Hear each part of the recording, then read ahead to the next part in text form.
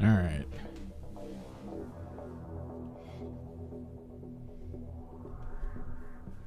So I did a ton of work to these guys last night specifically. There's a little bit I need to touch up. There's a little bit I might want to kind of push back. But we got them mostly done. I think we're at the point where it's mostly detail.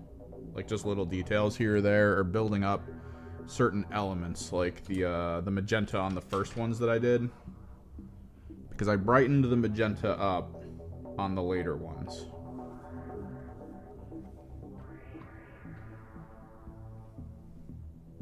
So you can kind of see the difference.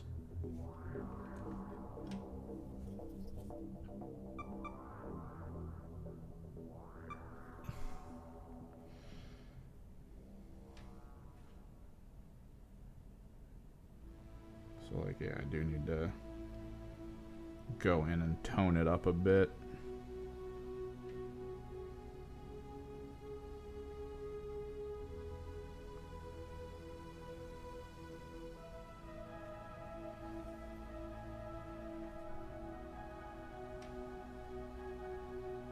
Still got to hit all the new ones with the shifter paint.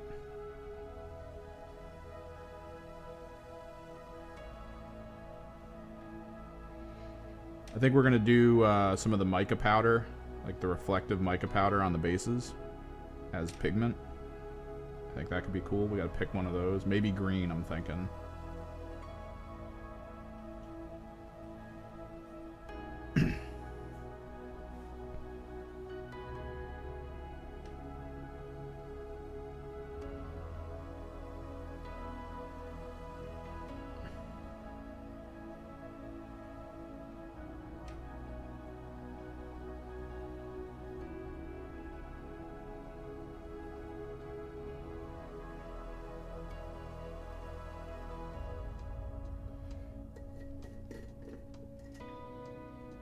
But yeah, terrain's pretty much done. I kind of want to get a game going this weekend. I kind of want to reach out and see who's interested in learning. Because I know a lot of people were like, I want to learn. And I was like, hit me up. And they were like, will do. I'm starting to feel like I need to be like, hey, who's willing to learn? I'll be there this Saturday. Kind of deal. Just to be like, just to light a fire under someone to be like, you know what? I am down for an extended learning session. And I could be like, sweet, finally.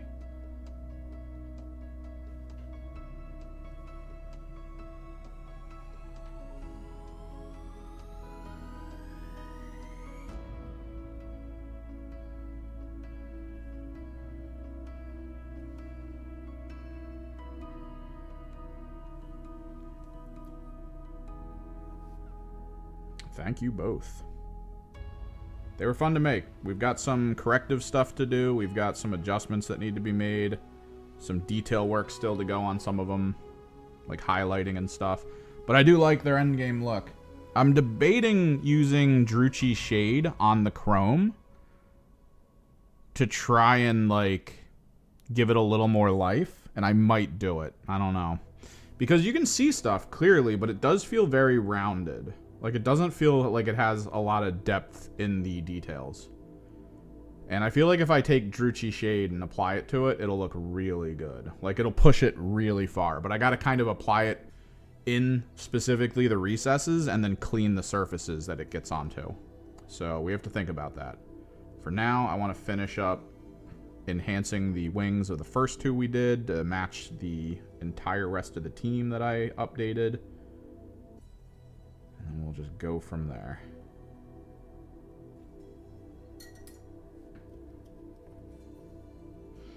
But yeah.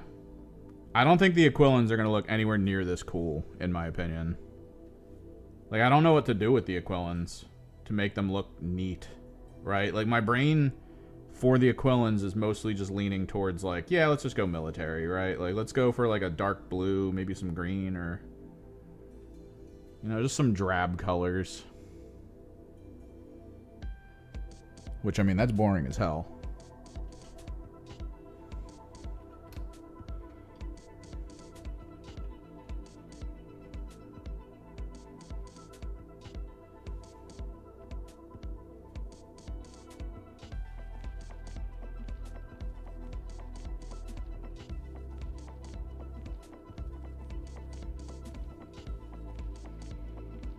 Compared to this, I mean, this genuinely looks like some kind of fey magic coming at you as a alien.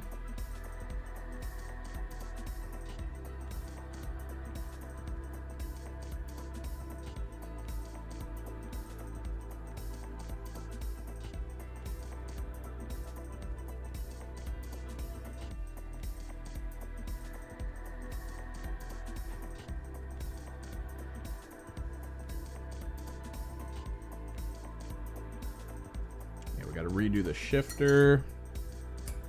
Oh, thanks, Spruget. Yeah, they're almost done. I don't know if we'll be able to get to the Aquilons today, depending on how much detail I really start putting into these guys. I feel like we're close to done, though. Like, I feel like it doesn't need to be much more.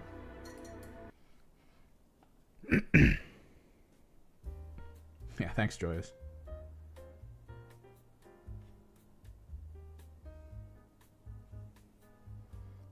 But mostly I want to get this all done so I can clear this table off and put all the terrain back on it with a board so I can record again. Because I do really want to get into this video. Like, I only have this one table for the most part here for now that I can do stuff with. So it's sort of my multi-purpose, needs to be used for a bunch of things table.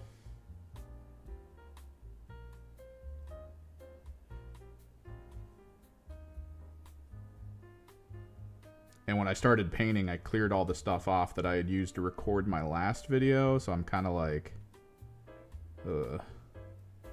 I need it back, man.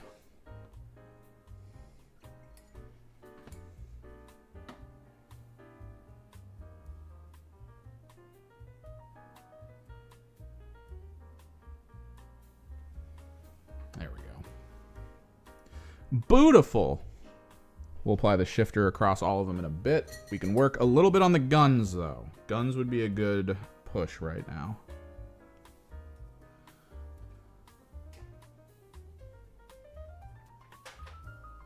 But yeah, what do we think about the Aquilons in terms of paint scheme? Like, genuinely, I was thinking of just airbrushing them to be, like, dark blue as a base. Or maybe doing, like, a dark green as a base and then contrast painting their cloth to go to blue. Spearhead is good, but Spearhead's weird. It's definitely a better design than Combat Patrol in my opinion. But Spearhead is basically you're going to be in combat turn 1. You just are. You're going to be in combat turn. You're going to be sorry. You're going to be in combat turn 1. The boards aren't that big. Like Combat Patrol is 2 boards next to each other. Spearhead is only the 1. It's a kill team board with a tiny army on it. So it's good in that it basically immediately forces you to start learning how to deal with combat and how to tactically, you know, like learn when to disengage, learn who to put forward first. It forces you to know all of that, which is very important in the big game. And in the big game, you've got a little bit more time to get ready for it. Usually you'll have maybe like a turn if you outmaneuver your opponent.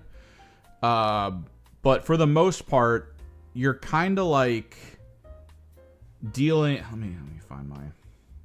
You're kind of like balancing, I guess.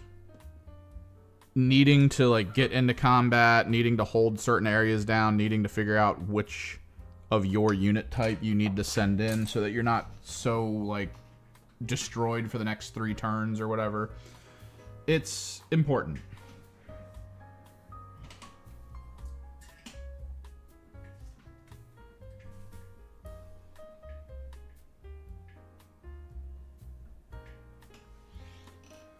And Spearhead teaches you that. Spearhead's actually really good at teaching you that because it forces you to have to do it. It's like, no, you have to do this. All right, we got to start getting the blue, the baseline blue down on all the guns. So it is enjoyable. I will say that some of the teams are massively imbalanced because only a couple teams were changed with the release of Spearhead, right? So it's kind of like how Combat Patrol had the issue of specific teams were very powerful and then some teams were just very underpowered.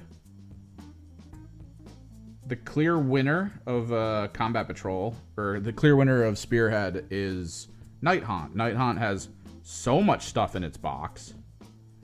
It's so hard to shift. It negates most enemy team rules. And then those teams don't have their own rules to use that would get around some of the Night Haunt things. So it's like a little annoying, not just because Night Haunt is like really good with its rules, but because the teams outside of it that have rules that are kind of counter to Night Haunt don't get access to them, which is just weird. It's absolutely weird.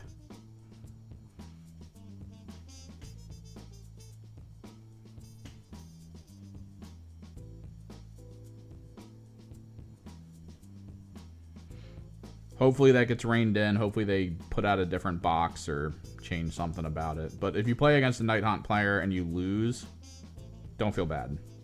It's like an uphill battle. The best I've done against Night Haunt was lose by like 1 point. It's the best I've done.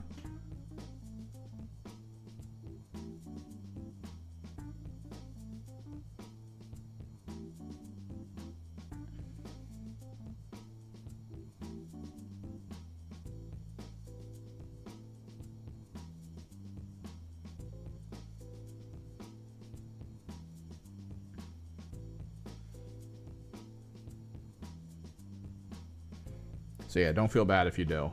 The rest of the teams tend to have fun against each other.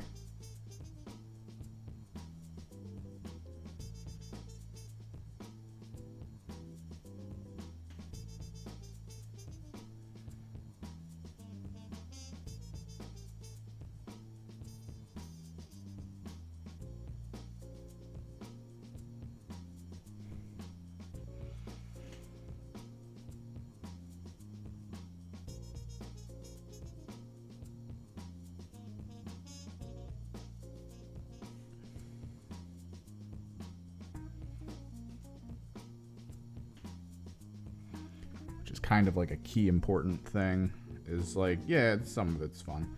The big thing is once you get into large AOS is actually really fun.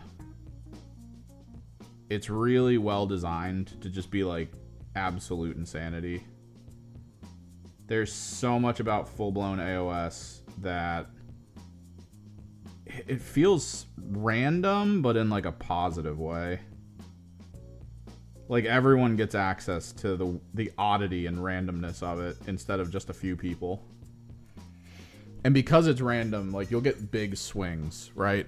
So 40K is known for being fairly like flat in terms of rolls and stuff. There are so many ways to re-roll and enhance your ballistic skills and hit rates and stuff in 40K that the gist of the game is I'm always going to be rolling and hitting with like 80% of what I'm attacking you with. And then you as the opponent will most likely, because what I'm shooting at you with is probably highly lethal, you're probably not going to roll too many saves. It's kind of the end game goal. Right. AOS is just like, all right, your guys can barely hit, but they can wound well. Or your guys can hit a lot, but barely wound. And that's just it. So, like, everything gets filtered a lot.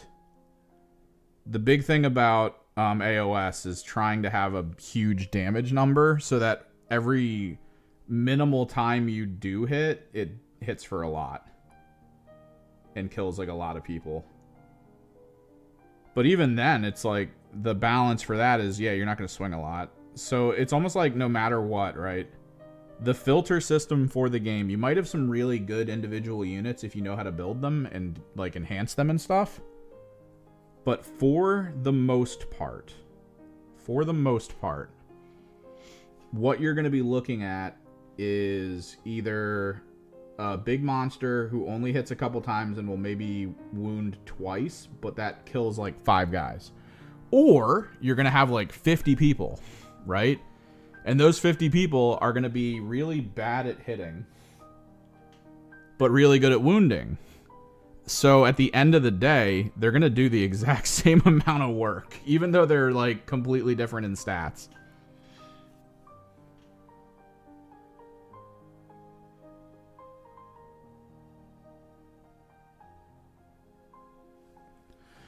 Yeah, they were mostly really good because you couldn't stop them from scoring. So they would always full score on their tac ops. That was like one of the big things. Beyond the mobility, beyond the difficulty of even locking them down. Like their whole big thing was their three team tac ops were all really good and really easy to score. So back when you had to pick and then, you know, draw cards and throw them out, you were basically guaranteed to have 2 of them. So you were guaranteed to score on 2 missions without your opponent being able to stop it at all. Like, your opponent was just screwed if you had any of those. You were going to get your score.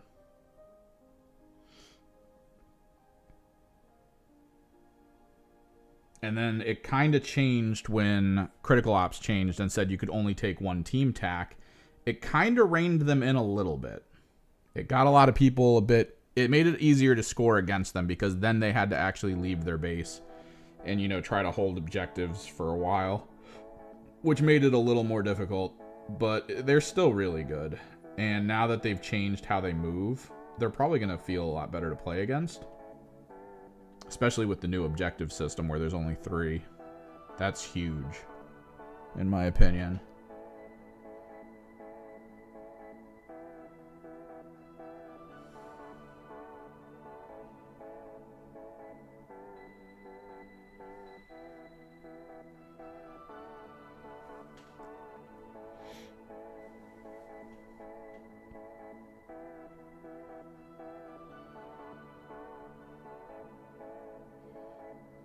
But yeah, these guys are basically the new Harlequins, because these guys all have fly, whereas Harlequins have flip belts.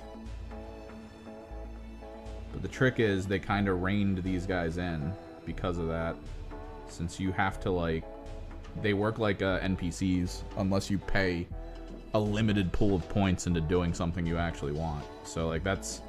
They kind of foresaw it a little bit with this team, where they were like, oh no, that's going to be too strong. So they figured out a way to nerf them heavily for having extreme mobility.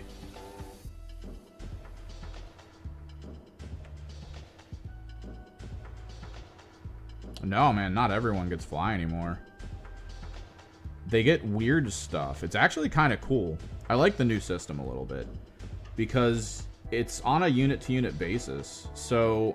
Fly is pretty standardized. The fly these guys get is about the same as like the Hearthkin Jetpack Trooper and stuff like that. The specific units that fly like that. The higher tech leaders lost fly. They're now just leaders. Like, that's just all they are. They're nothing else.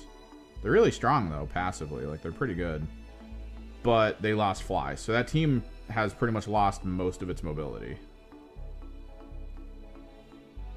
Which... could be devastating, but we'll have to see.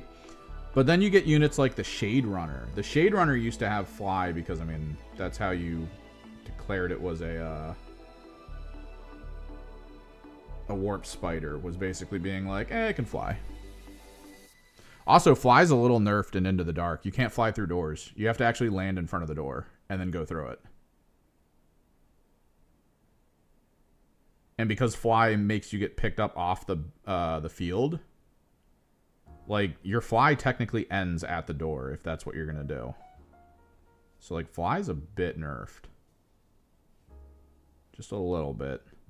But then you get characters like the Shade Runner. The Shade Runner is pretty impressive, in my opinion. Because the Shade Runner is actually a teleport. To the point where it's one of the few units that exist right now in the game that can go through Gallow Dark walls. It specifically says in its information, this will go through a Gallow Dark wall. So it can move 7 inches in the Gallow Dark and go through a wall. That's impressive. The Aquilons can kind of do it with their deep strike token. But, like, that unit just gets to do it on its own as often as it wants.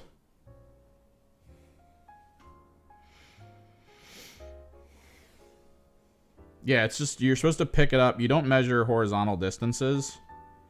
It's weird, though. Okay, so I can look it up in a second, and we can go over it. Because it says you ignore... You only measure vertical, you don't measure horizontal. Let me pull it up. Because I do want to make sure about this. Let me actually turn off the power saver mode on my keyboard.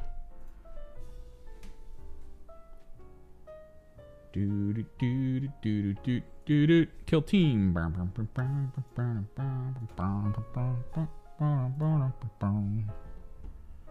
Team rules. We'll look at Vespid, because Vespid's the same wording as other jump pack troopers. We are. Stingwing operative performs an action which it can fly. If it does so, don't move it. Yeah, so you're not going to move technically. Instead, remove it and set it up back wholly within distance equal to its move stat, 3 inches if it was a dash, of its original location, measuring the horizontal distance only. In a kill zone that has close quarters rules, kill zone Galadark cannot be measured over or through wall terrain. The operative cannot be set up on the other side of an access point. So yeah, fly stops you at a hatchway, which that's kind of crazy. Like, that's a big nerf to fly, because Harlequins used to be amazing in close quarters just because they could fly through a door and over top of everyone blocking. That was awesome. You can no longer do that. You can actually block flying units at a door. No, this gains no additional distance when performing a charge. So yeah, you just measure horizontal. So, and then you place them any distance on a vertical from the horizontal. So yeah, you can kind of just appear in a building that you were on the other side of a wall for. So pretty much all jump packs are going to be getting that. But like I said, where are they?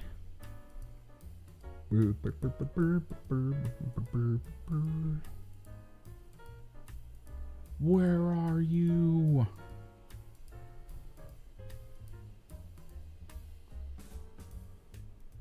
And as far as I know, it's the only team that can do this.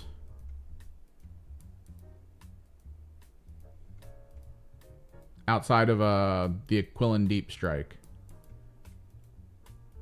Here we are. Blink.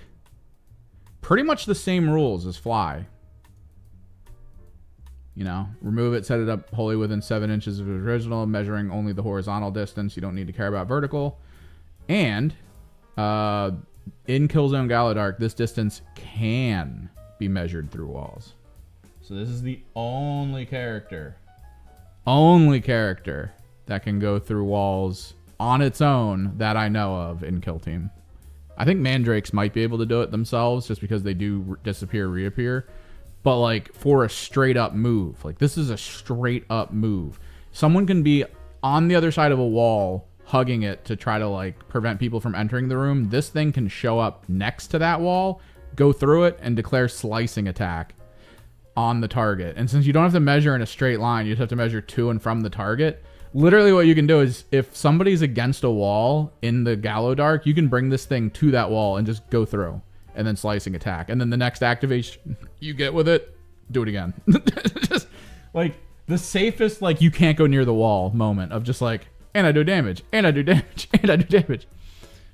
Like it's so crazy. This is such a good character now. Such a good character.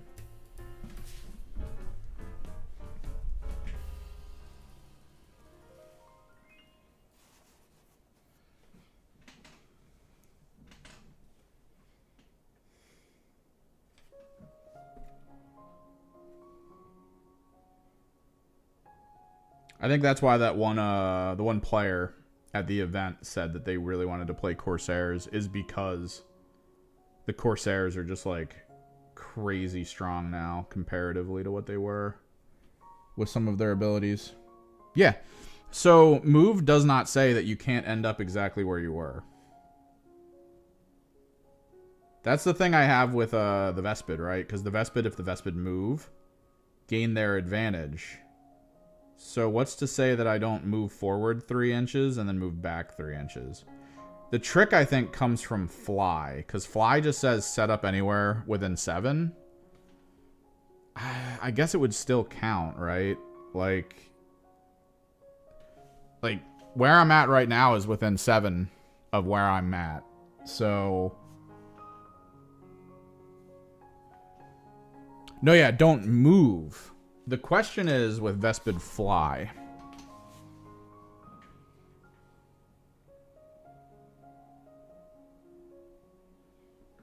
Oh, nice.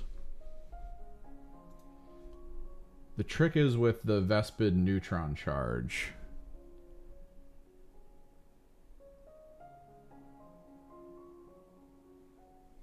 Oh, also the slicing attack says it works with blink strike. You just measure through.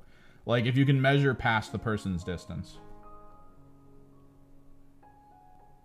No, yeah, Vespid are cool. I love them. But let's go back to monitor. They have word neutron in their name, neutron blasters. When a friendly Vespid singer operator performs an action in which it moves. So this is a trick. It's neutron weapons.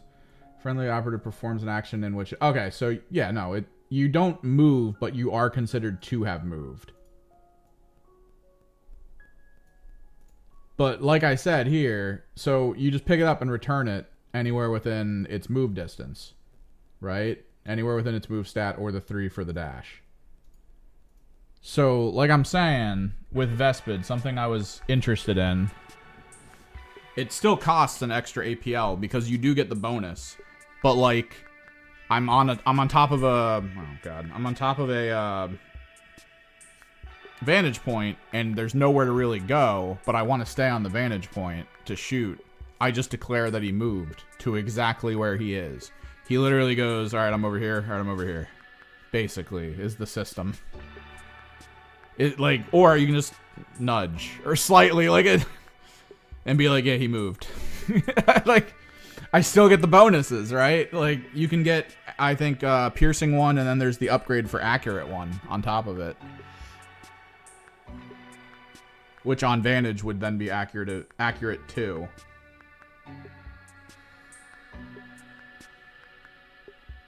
So, like, there's a little bit of finagly BS with these guys that I'm going to be interested in seeing if people use it, or if it gets, like, if they say, like, no, you have to actually move, let's say, 3 inches from your current location. You have to appear within 3 inches of your current location to gain the benefits. Because, as it stands right now, I mean, you get them by staying in place and just spending an action point. It's the same as it used to be for, like, balanced on Corsair guns, where you could just declare, like, I'm spending a command point to gain balanced, and then you just attack. It's the same deal. It's just you declare that you moved, which maybe triggers other things. Maybe there's stuff that's like, yeah, it triggers other stuff when you move, and it's specifically when the enemy moves, and it's like, okay, so yeah, it would kind of work, but I don't know.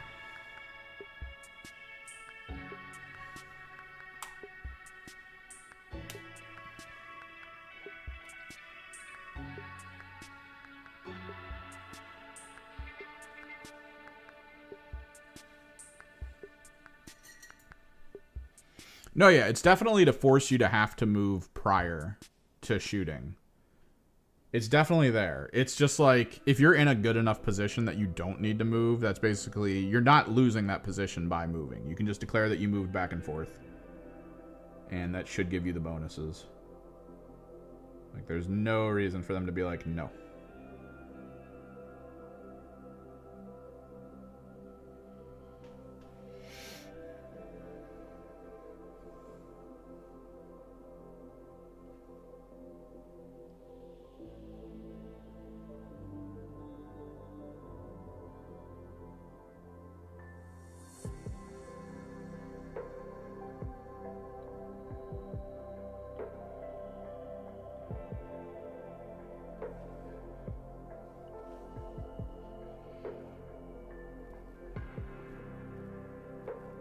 Ah, man, they got to keep them reined in, though, man.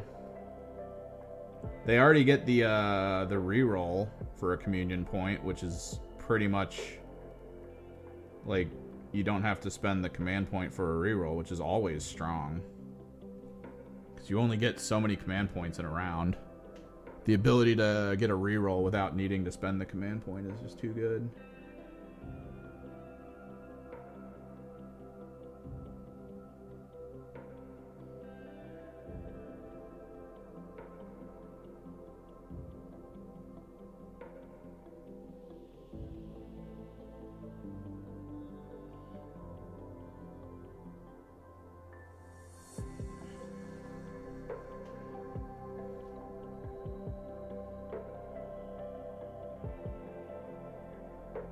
Not only that, but they have a leader that you pick one of the strategic ploys for, and you just get it for free. So you pretty much always have it set. You can either pick the defensive or offensive one usually, and it's just perfect. You're just always active with whatever benefit you're going to get. Like, they do have a lot of really good benefits, which is why the NPC style behavior exists to rein them in. I kind of hope they don't add light vehicles. I hope if they're going to add a vehicle, they add it to, like, co-op mode, right? Where we have, like, a boss fight. Like, imagine a co-op game of, or even solo, if you're just playing solo, of Kill Team where you fight a Dreadnought. That'd be kind of cool. Like, it just stumbled into, like, a Wraith Lord or something, and you gotta deal with the Wraith Lord. You could even turn it to the extreme and have to fight a knight. Like a wounded knight that you catch off guard. And your goal is to bring it down before it gets back out to repair.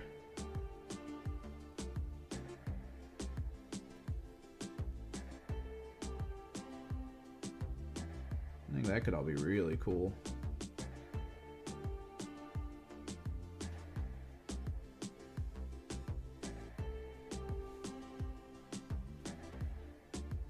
And if Games Workshop doesn't do it, I guarantee you the community will. Community already made homebrew rules for fighting dreadnoughts and like large vehicles.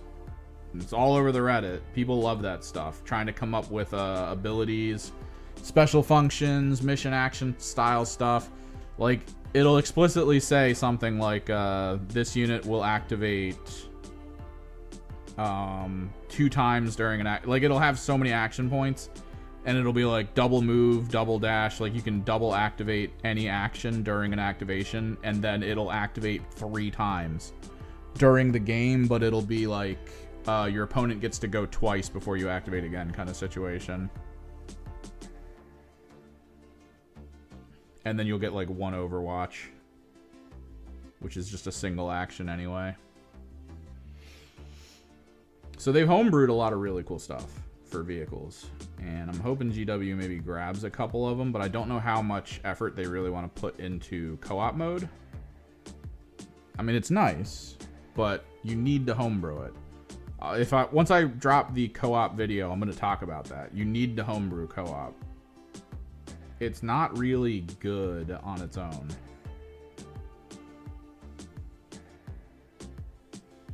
You need to basically use it as a template and just build.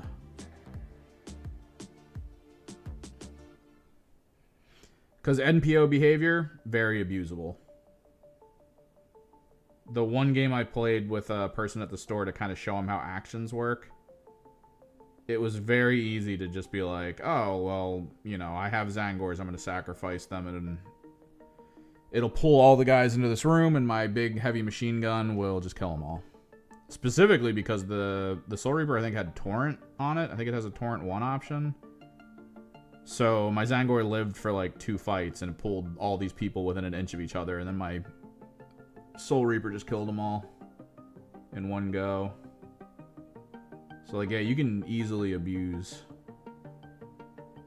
the rules in that situation. But if you homebrew it, if you tinker, if you apply your own additional functions to the AI interactions, it actually plays kind of well. The character stat templates are nice. You can always adjust stuff. You know what the special rules are in the game, so you can always add special rules to the NPOs. that they wouldn't normally get. Perfectly fine.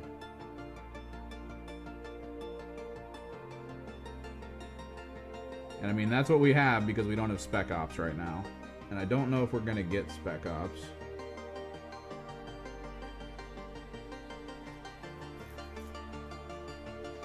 Outside of, you know, a homebrew situation.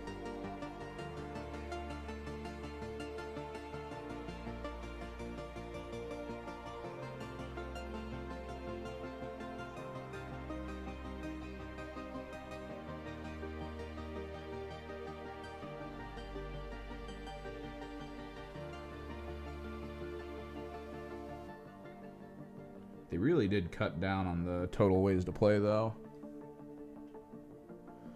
It looks like you can play Dossier, which I guess is narrative. It doesn't really involve leveling. It's just very unique, very special missions. And then you play Approved Ops, and that's about it. Like, there's no real open play. Narrative is basically gone with Spec Ops. They're just honing in on very specific functions.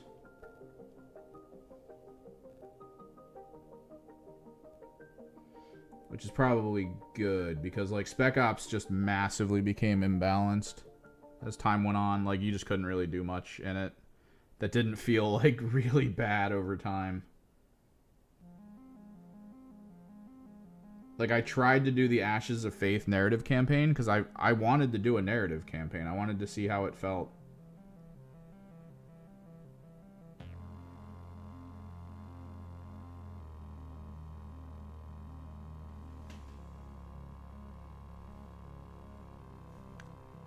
And the speed at which my Chaos Cults dominated my friends' Inquisitorial agents. Like, oh my god.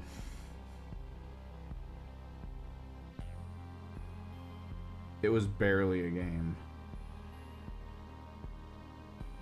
Once I started upgrading too, once I started leveling up, it was over.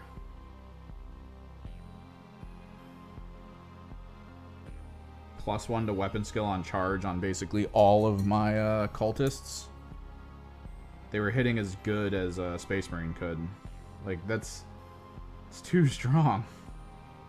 It's just too strong. And then those upgrades persist when they're in their mutated forms. It's so crazy.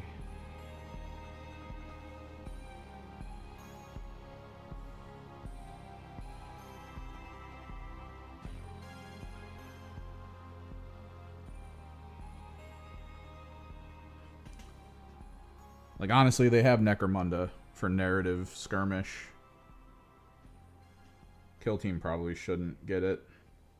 Outside of maybe just what, you know, is custom made and homebrewed. Because the combat system for Kill Team is great. It's really crunchy and fun. Elevator music.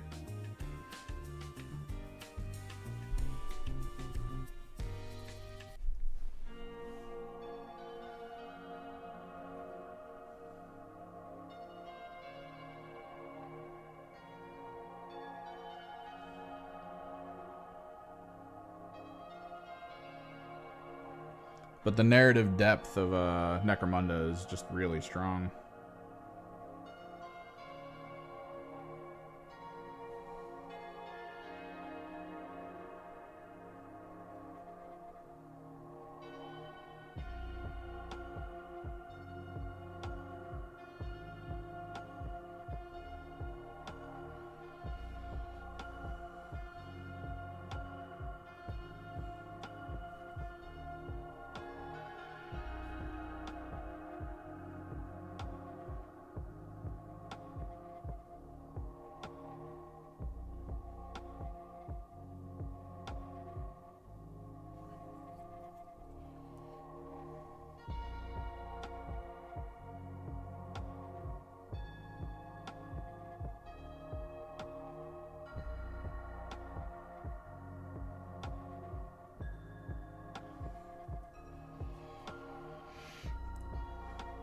I mean, we could say that, or maybe their carapace has evolved to be metallic. The shimmer of their carapace reflects its surroundings and makes them maybe a little bit more camouflaged in whatever environment they're in. Maybe plays tricks with the eyes of enemies and predators.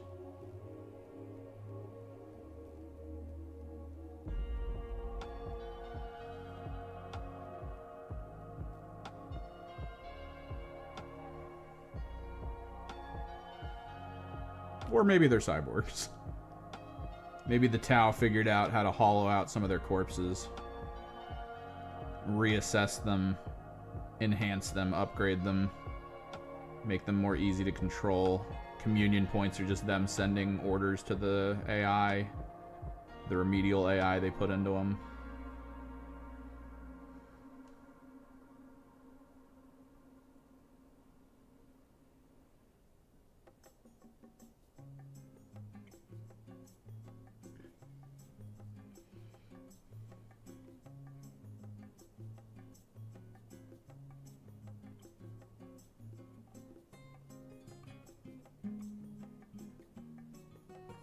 Call it something like Project Sky Puppet or something.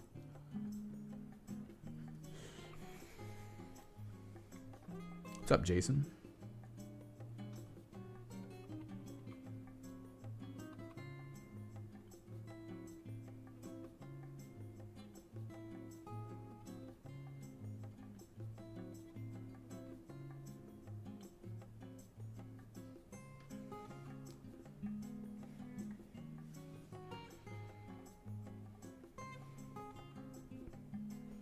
Just eating rocks. Eat these stones. Gain their genetic composition.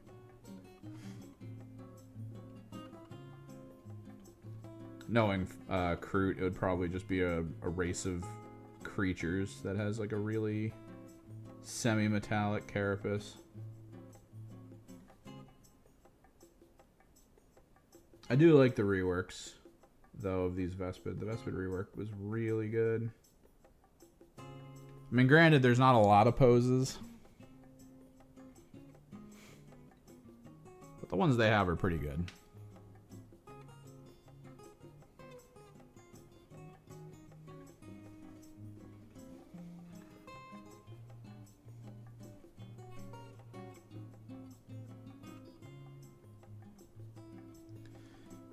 So we're gonna have to highlight a little bit with, after we get all this down, we have to highlight these blue areas with Temple Guard, I believe.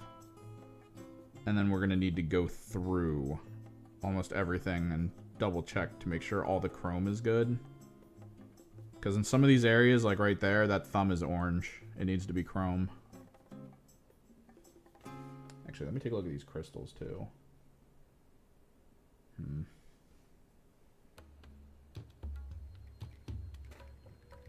Crystal's fine because it actually goes back into it, I think. Yeah. Might need a different brush for this part.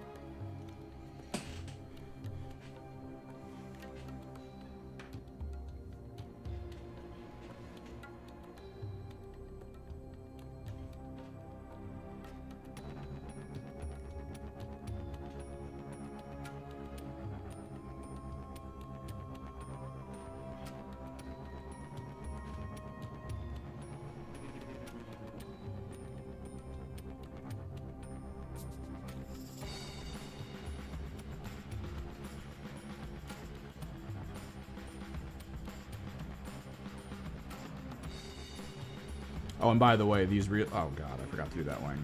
We got that in a second. I knew I was going to forget some of those. I was doing this at like 1 a.m. last night.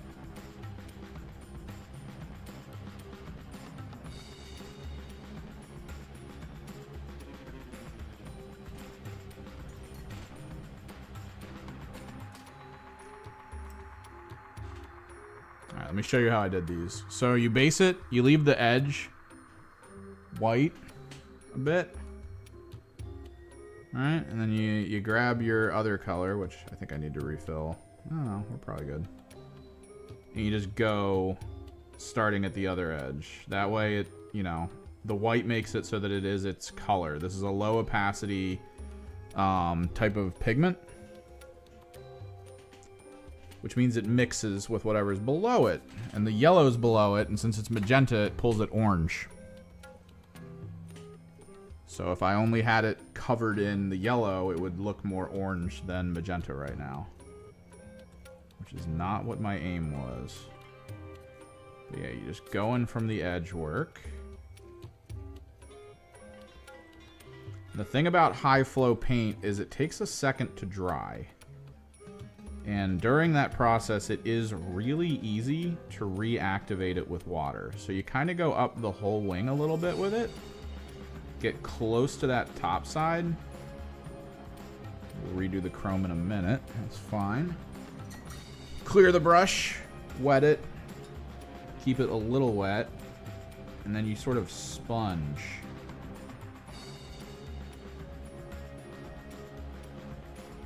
Kind of push this around. Clear as you go. Get back in there and sponge. Kind of stipple it. It leaves like little orange rings in some spots, which feels a little more organic than what you probably would normally expect out of the color. Kind of a way to just work back into something you've already done to give it like a weird gradient style to it. That's simple.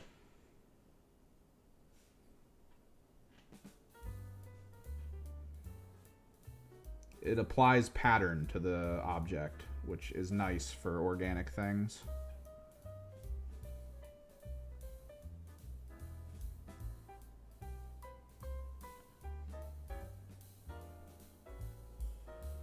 We might try Druchii Purple Shade. Maybe. I don't know. I still kind of like just the straight chrome.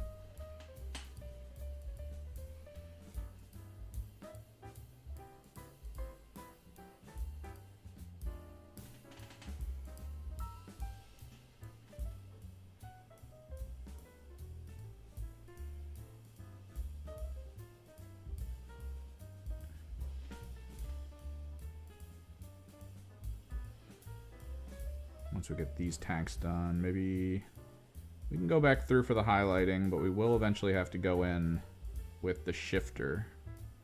I've been applying shifter over the wings. Shifter is a sort of metallic pigment, but depending on the angle that the light hits, it'll either be yellow or pink is the kind of shifter I have, which works perfectly with these wings, being the colors that they are. So it kind of reinforces and enhances it.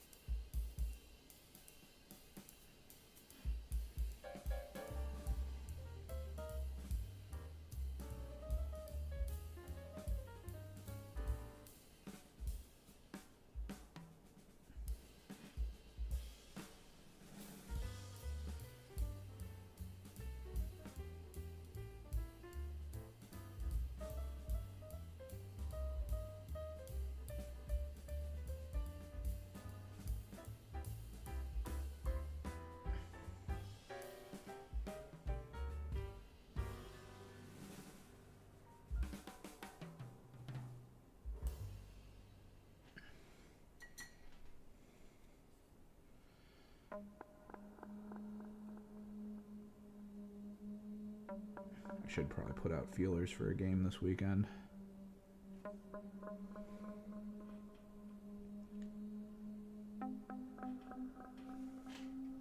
Because the terrain's all done.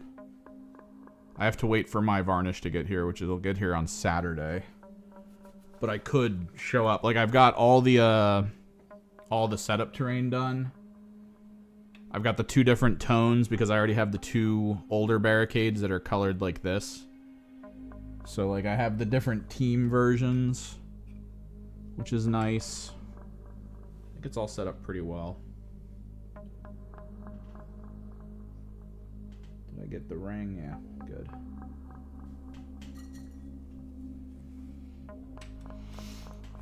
So what teams you guys playing?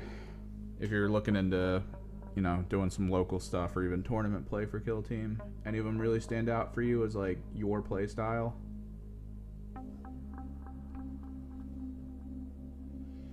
Once I'm done the how to play videos, I'm going to try to start machine gunning through the team ones.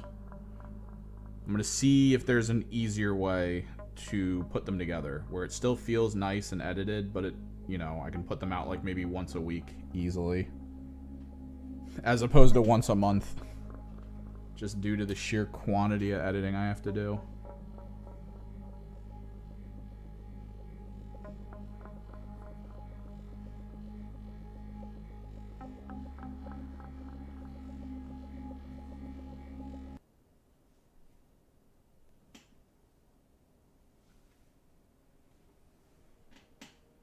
That's on cut out real quick.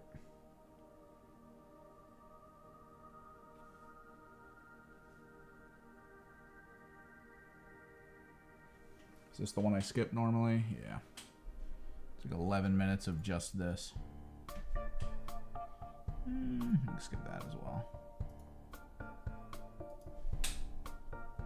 Where are they at the bottom? No.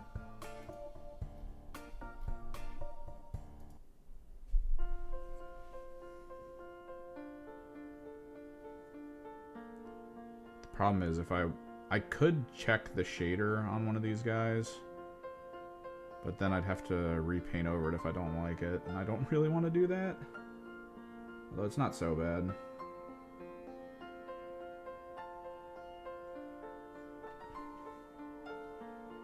New subscriber.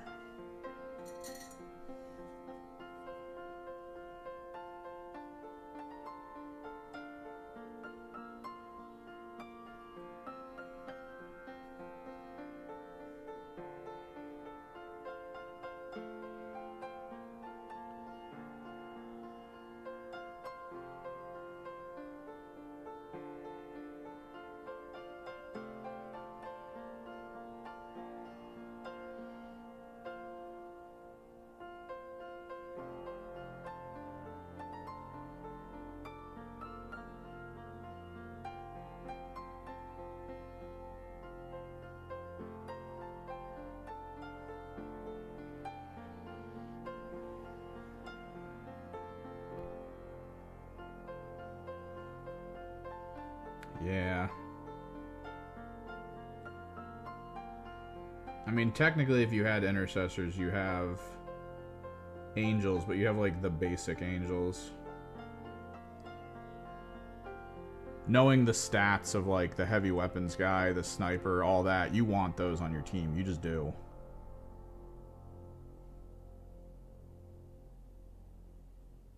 But, of course, their bases are different sizes than, like, what you would expect. I don't really want to buy a whole box of the heavy bolter wielding Space Marines just to get one of them. I mean, I could, I guess, drive to my local Target and hope that they have a Heroes box. That way I can get them the proper way.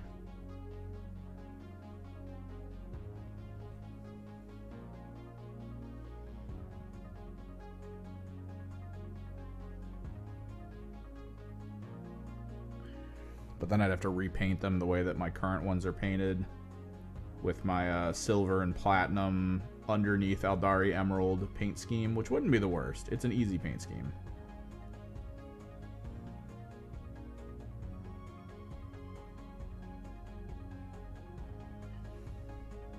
It's my Alpha Legion paint scheme.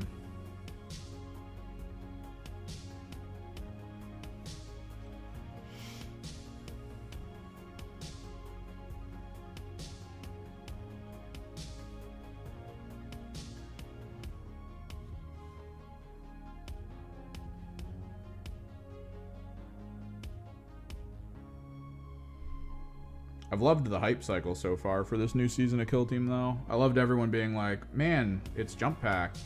Everything's gonna have fly in this upcoming season. It's all gonna be about flying. Potters, another subscriber. Neat.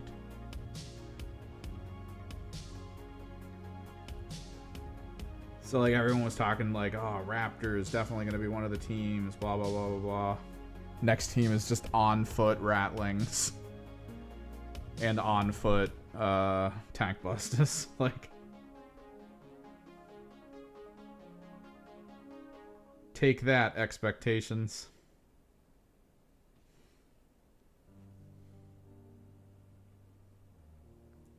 I do love the concept of the tank busters, though. Elite Orcs, baby.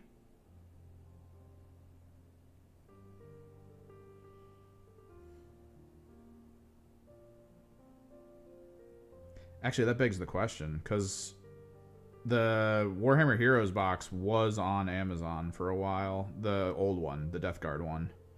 Which, God, I wish we knew, man. I wish we knew if all the hints that the Death Guard Heroes team was going to come into Kill Team as a Kill Team. I wish we knew. They probably will, and they'll probably release them as a standalone box. Because Games Workshop recently has been pulling from all their push fit stuff that they've had out in the field. Let me take a look. Let me see if the Justian box is on Amazon right now. It'll probably be up there for like 70 bucks or something, which I will not spend because I just bought Silent Hill 2 against my better judgment, but it is a great game. Bluebird did a good job with it. Warhammer Heroes. Whoop. I think this is it. This is Justian. Yep, Justian's up. Oh my god.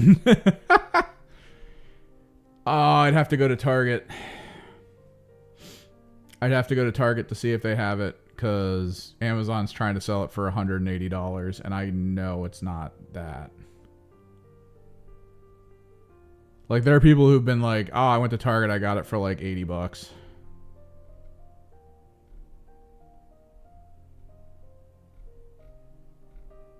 That is wild. That is really crazy.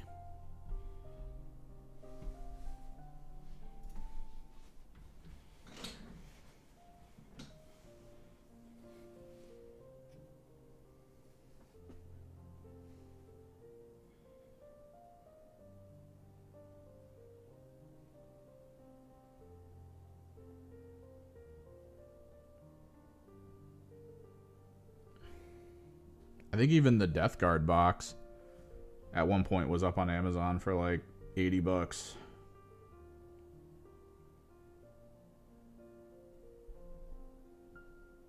Maybe one day I'll just get out to Target and see if they have it. If they have it and it's cheap enough, I might just buy it.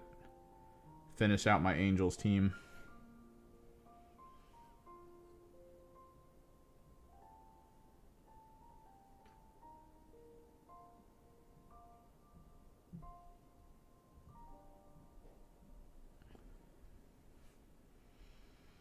Because the problem is I can't even run my Legionary as Angels, like whenever the Legionary get pulled.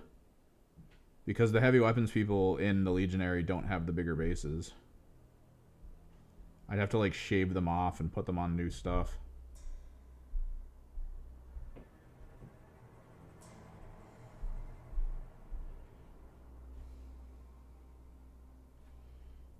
I think we'll make the barrel look like it's glowing.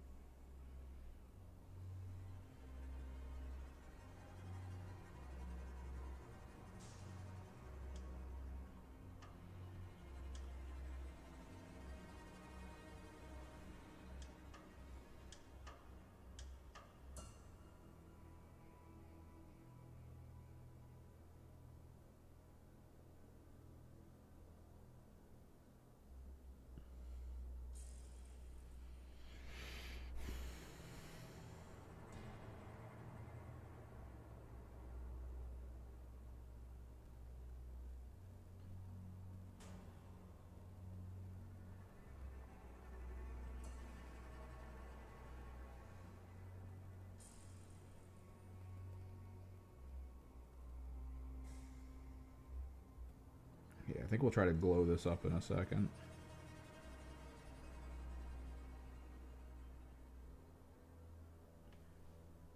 This gun barrel is going to be a little bit of a project. Orange it up a little bit more.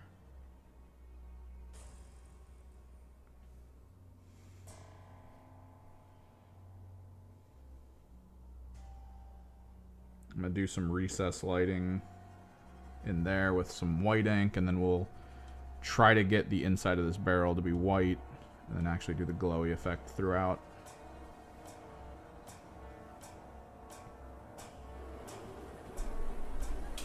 I said I want ambient and chill music, and that's what I get.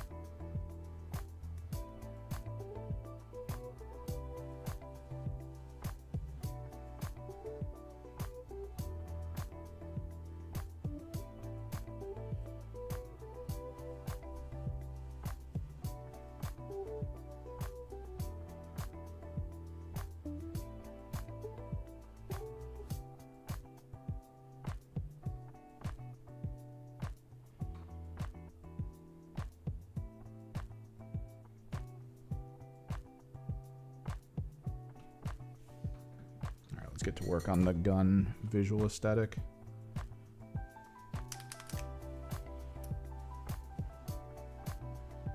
I actually need to buy more white pro acryl at some point here. I'm almost out. I've been using it so much this past couple days.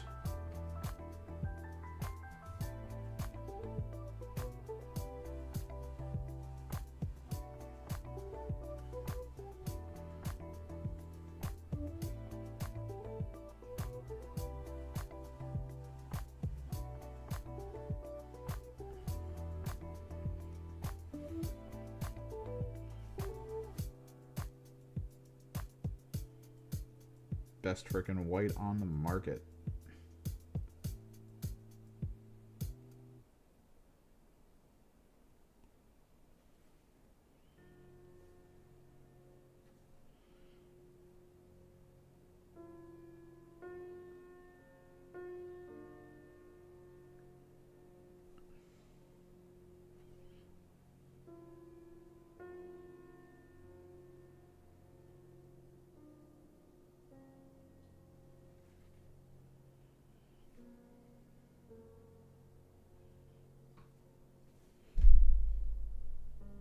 What, pro? No, I do bold.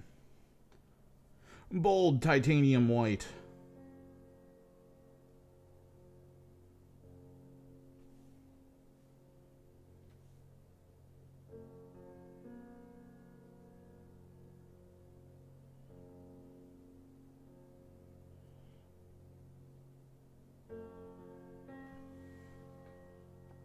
Beautiful. Do we want to do a visual aesthetic enhancement to the flamethrower? Specifically this little component there, maybe. Let's do it.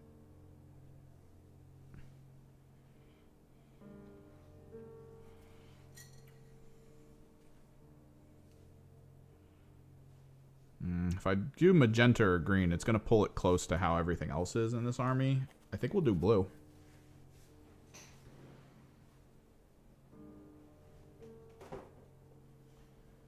But what I do need...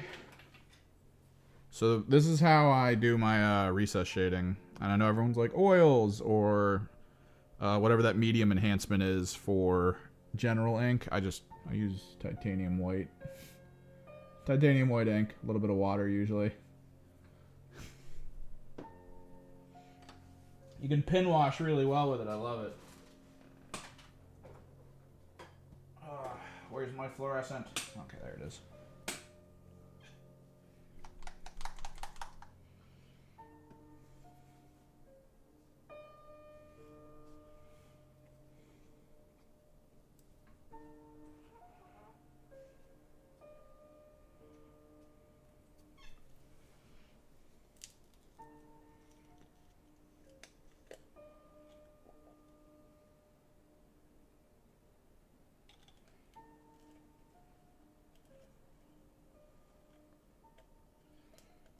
Because fluorescent white is, or titanium white ink works in a very capillary fashion. If you just load it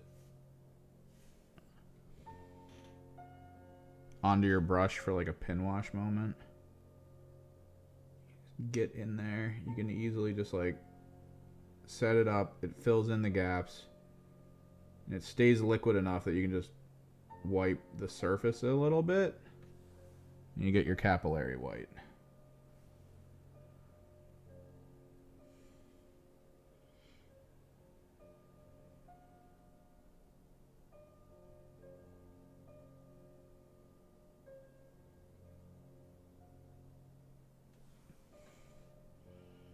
Boom. Capillary white.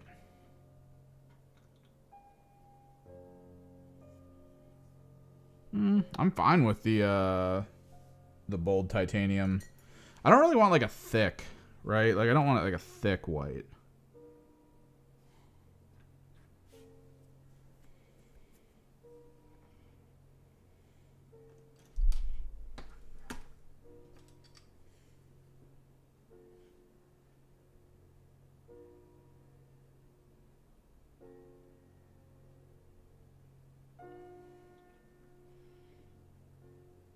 Sure this base Leviathan blue is still good. We are going to hit it with a mica pigment. So that's going to take a second to dry. That's going to take a second to dry. Let's do the shifter paint real quick.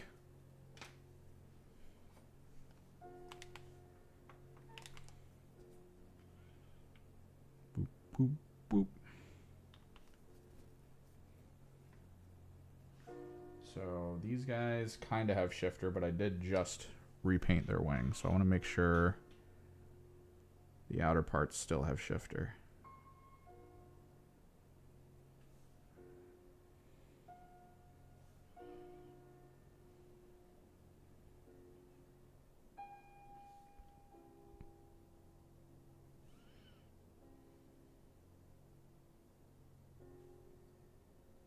Because it makes it look like foil, which I really like. Kind of like actual insect wings.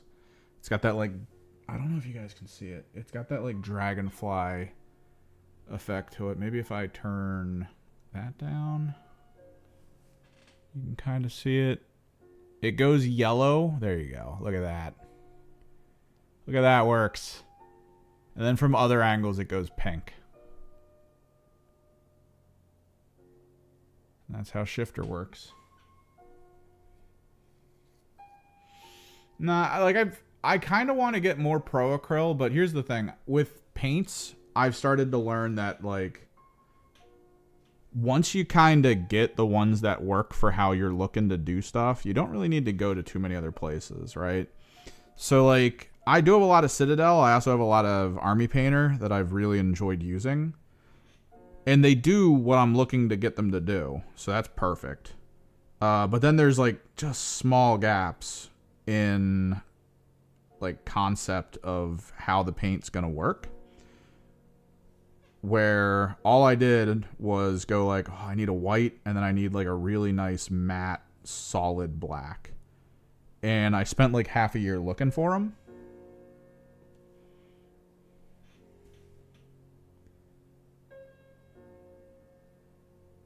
Until I eventually found them. So now we got Pro Acryl White. It's like the best I've seen for an application, bold. I'm not looking for it to be too thick, but Pro Acryl White is, like, I used Corax, I've used Golden, I've used all these different brands and companies, and you always have to do like 10 layers of it just to get it to work, which, no, I will not be doing that.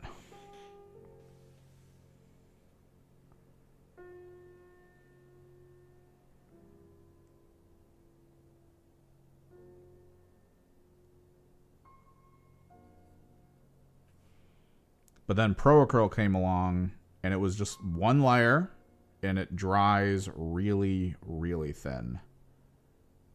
And it keeps all the detail of what I want. And it's like, yep, that's it. That's all I need.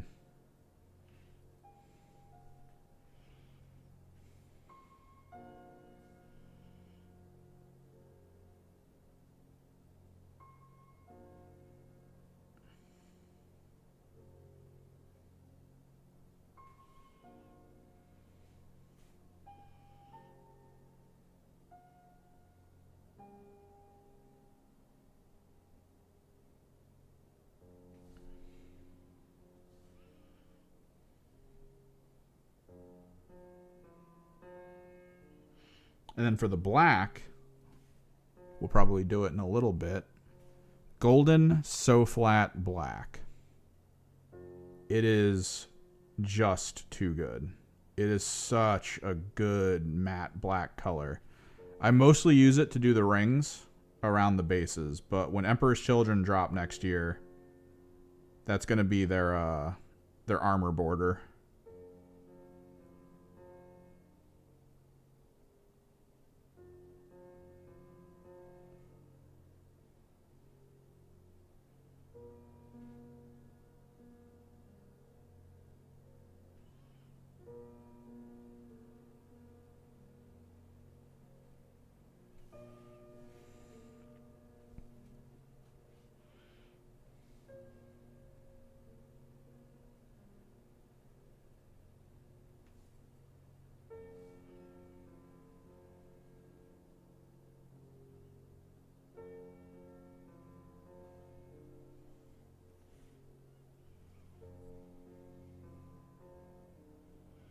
Shifter wings.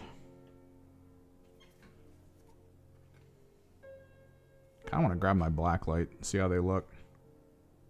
Because this is blacklight reactive magenta and yellow.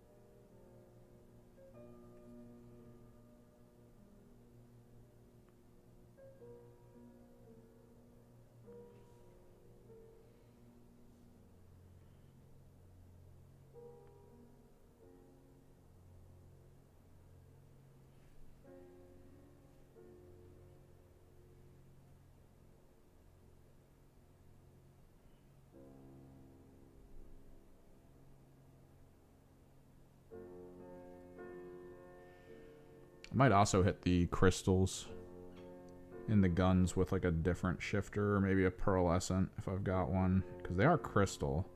I could just get my Ard coat out, honestly. Oh, we could just do that. Ard coat over top of that green would look like a stone pretty effectively.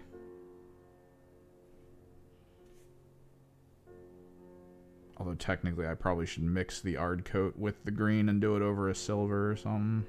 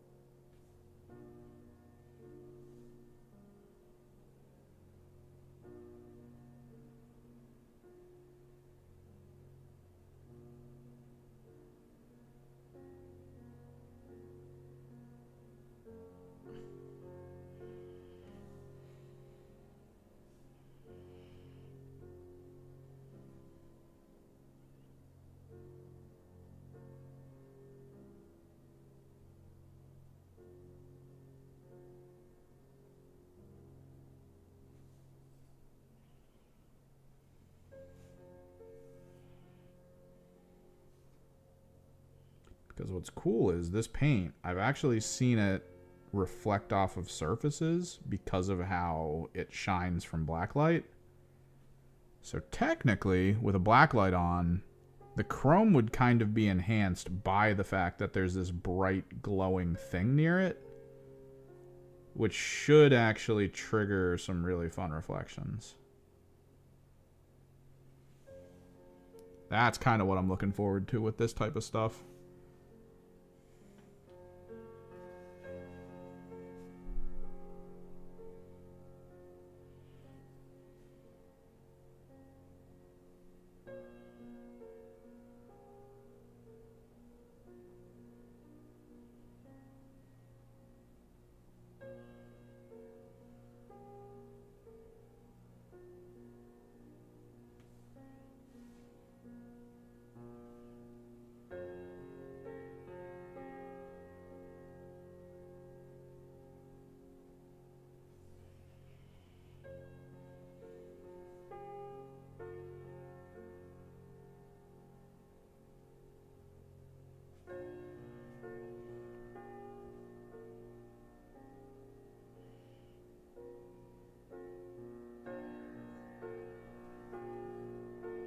Another subscriber.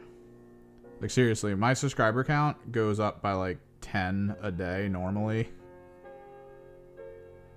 And then I post a video and it goes up like 200 in a day. And it's like, I just gotta do it, man.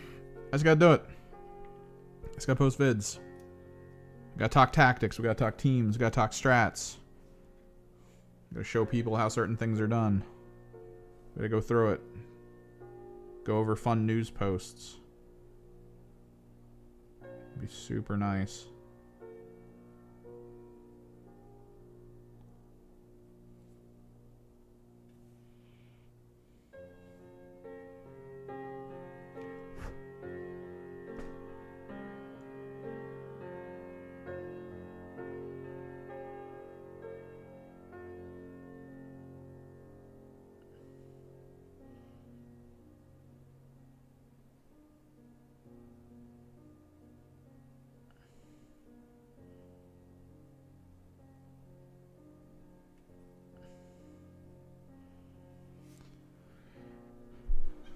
Did I get all their other butts?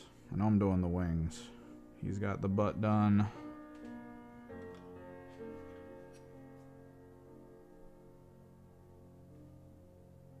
Are his wings even done? No. We didn't really touch this guy. I don't think.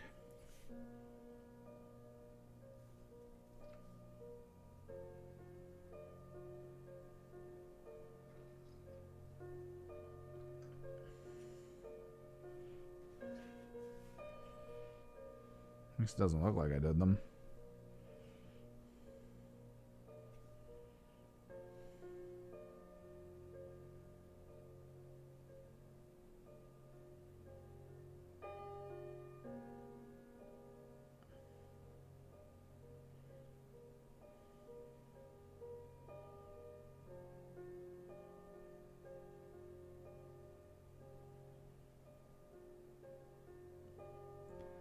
I think one of my favorite things going on right now at the store that I usually go to, I'll show people the stuff that I painted, and then I'll tell them how I painted it.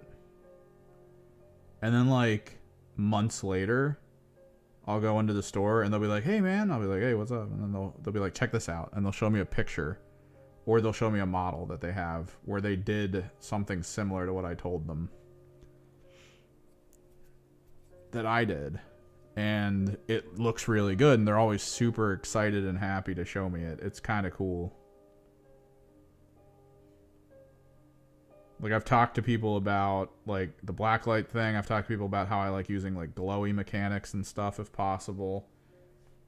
And next thing I know, I got people being like, yo, check out what I did to my my night haunt.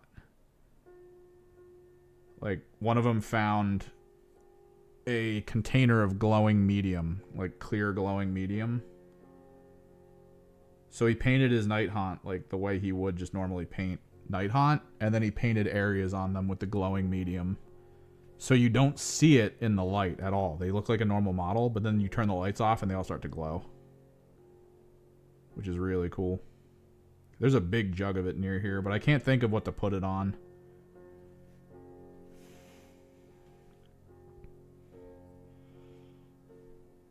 Like, I kind of want to do it, but I just don't have a targeted item to put it on. I think one of these guys needed blue on its base. Yeah, that guy kind of needs blue on his base. This guy too. 3 more pixie wings. We do the weapon glow. We highlight the weapon blue areas as well as the armor blue areas.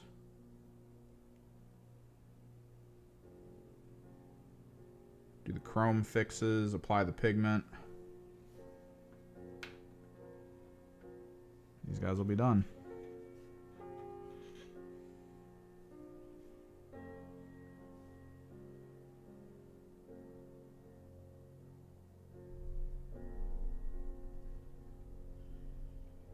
At some point we can try to test and see if I like the Druchii purple over chrome approach.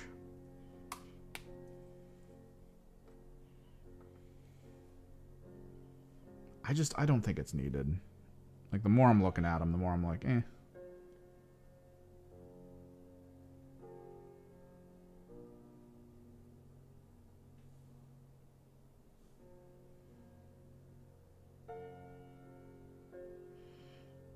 Because no matter what shader you apply, it's going to dull the surface unless you are hyper exact with where you're putting it, right? Like, it's not great. Although I will say, if I went back, right? If I went back and decided what these guys would look like before, I would just make them magma vespid. Like, their skin tones would basically be black with maybe like a charred purple or blue, like a really dark purple or blue. The squishy bits, like what we're doing here, would be fire. They would be orange to yellow, most likely. And then we would do recess white in those little like crevice kind of armor components. And we would go over that with like the orange, so that basically they have edge highlight, kind of like orange or like underglow orange, to look like there's fire inside of them. I think that could look really cool. It'd be so cool.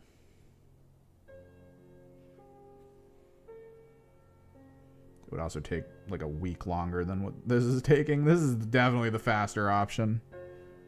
This is so much faster. Alright, we gotta do his gun glow in a second.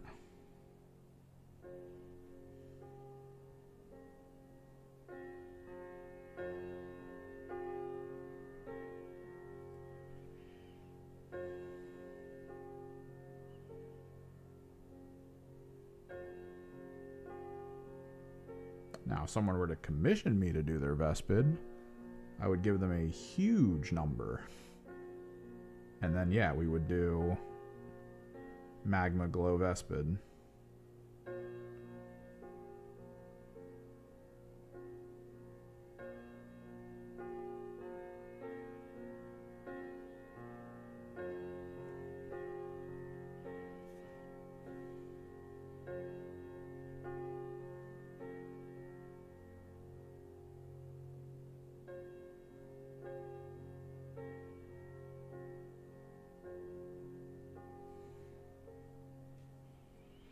I wonder how we would do that, actually. Maybe I wouldn't, like, recess with capillary. I might actually just paint them with an airbrush orange to yellow.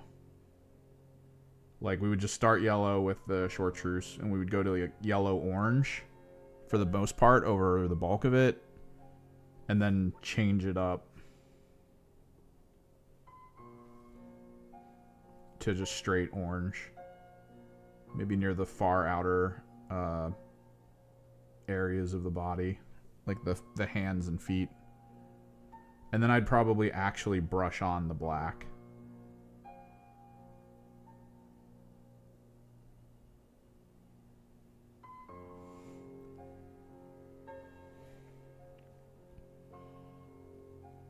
Be real careful with it, that way like little tiny creases get a bit of the orange or yellow that it is. And we would do it over specifically the armor parts. Like the neck would probably still be yellow-orange. It would just be like the weird face armory components. Shoulders. Like exoskeleton stuff. I think like the bicep area might actually be left as a bright orange or yellowy color. Maybe the fingers. Nah, the fingers are exoskeleton.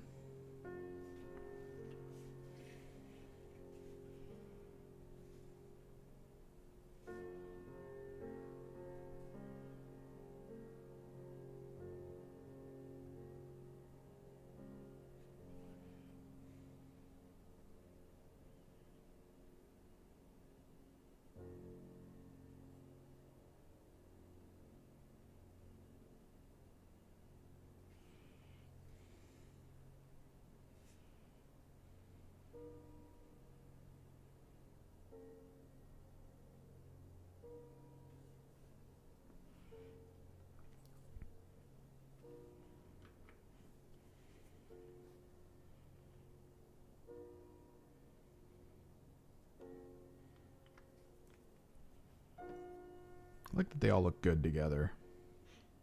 That's always the part that matters most, in my opinion, for squads and units in 40k. Does it look good next to everything else it's supposed to be with?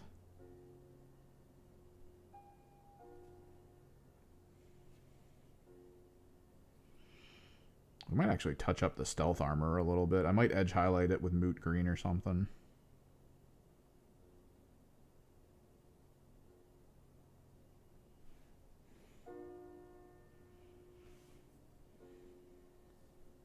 Maybe do a little more on the red armor too on the leader. It's like a bright red or maybe like a wild rider.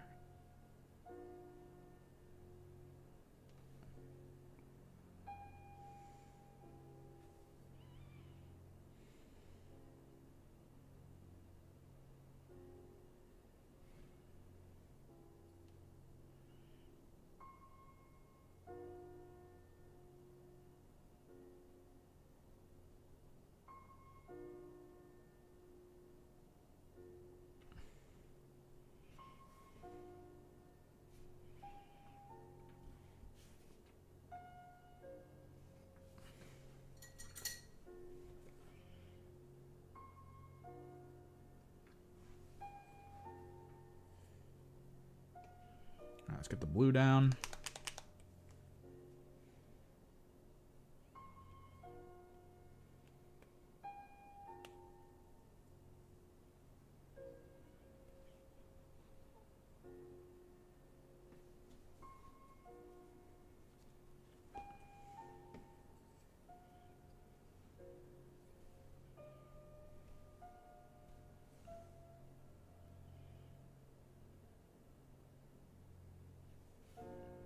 A little bit there, perfectly fine.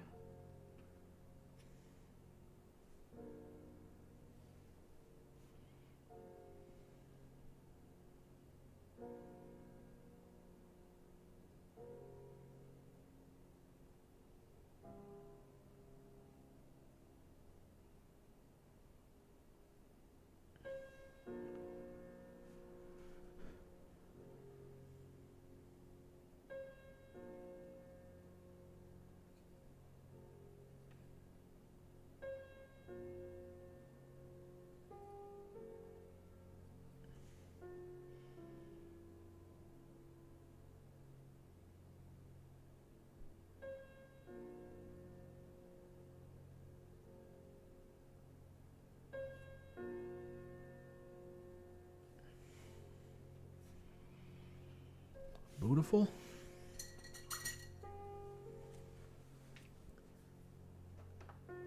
I have Temple Guard blue, which we kind of have to like layer glaze up on any weapon components.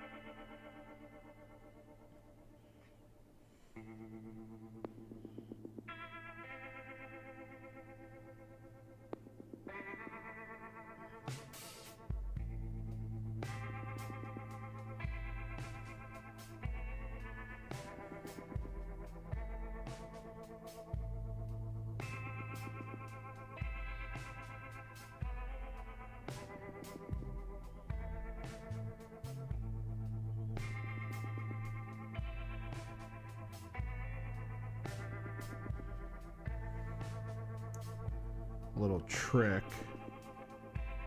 When you do characters with like metallic skin like this, that's the only thing you really want on the unit that's metallic. Like genuinely, that's it. Like you don't really want to go too much extra metal, if any, because it sort of negates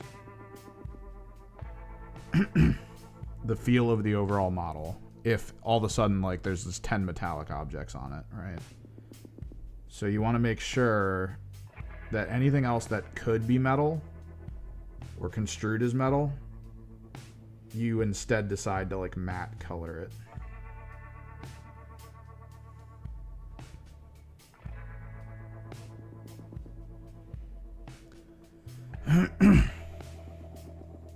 It's just better that way.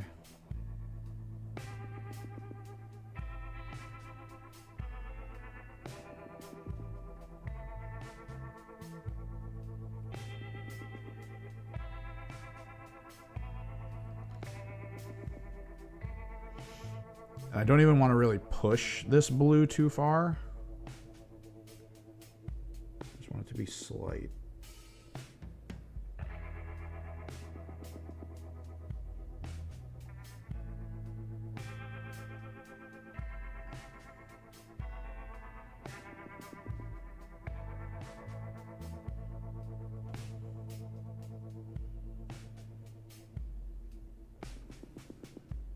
Kind of noticeable.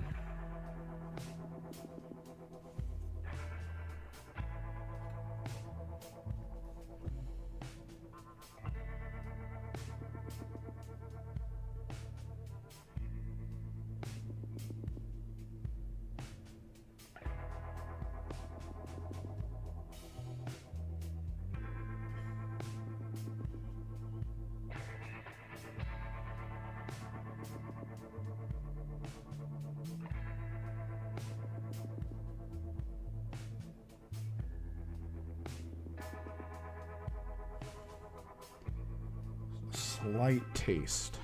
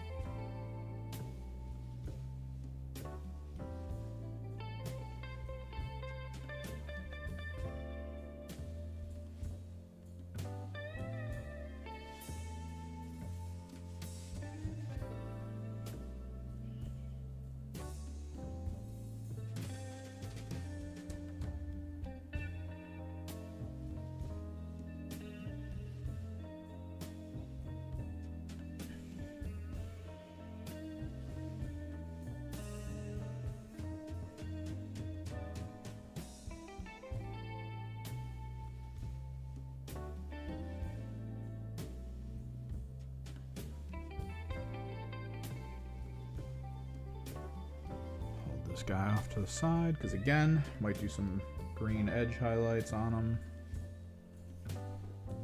Gotta make the stealth suit look cool, right?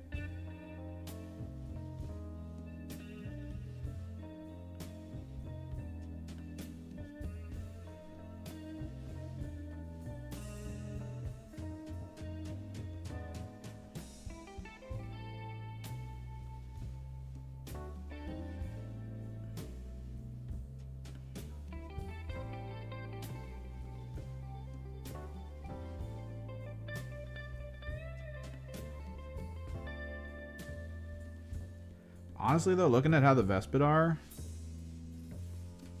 with a little bit of conversion, I do not see why you couldn't run all of these as gargoyles for the Tyranid kill team.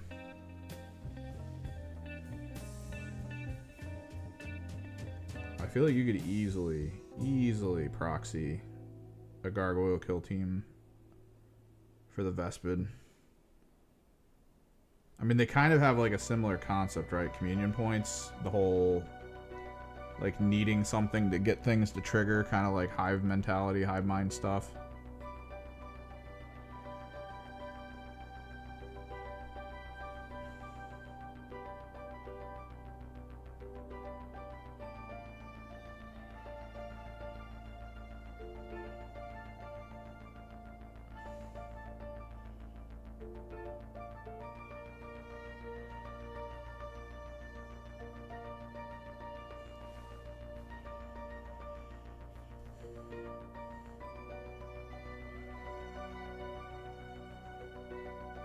It would mostly come down to like what you can do with the specialists, right? Like how can you make a shade gargoyle? How can you make a sniper looking gargoyle? How can you make a flamer gargoyle? That kind of thing.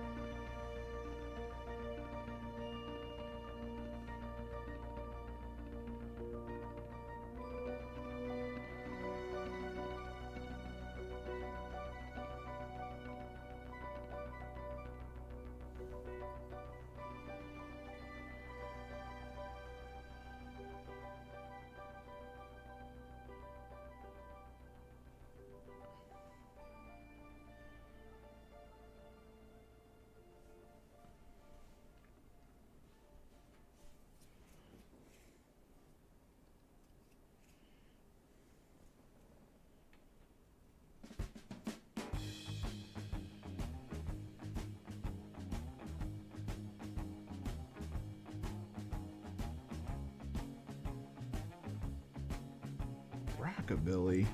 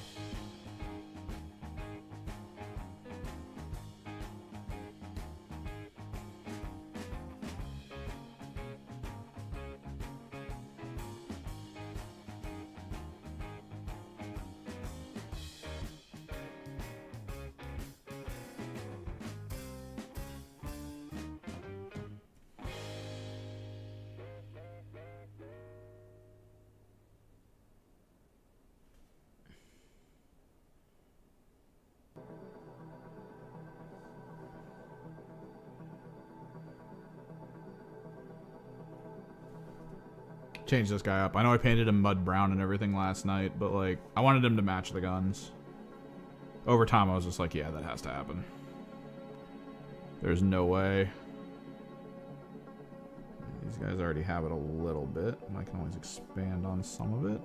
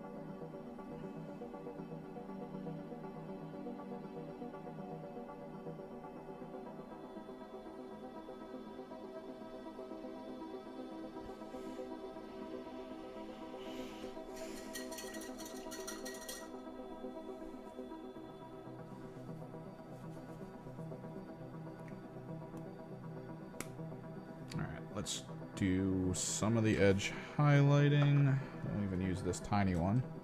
Get serious with it.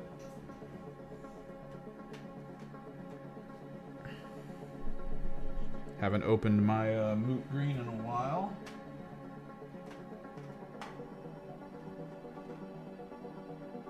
Hopefully it's not absolutely wrecked.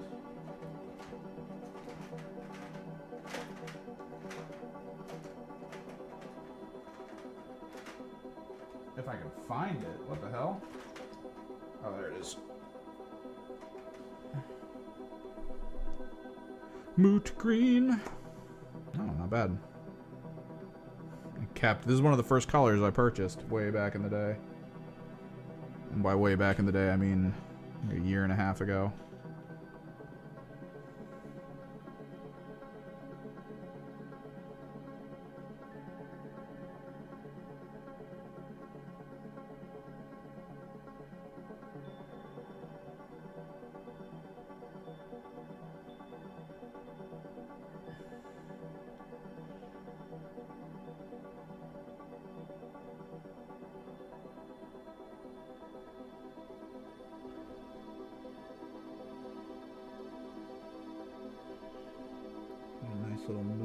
green shimmer edge highlight.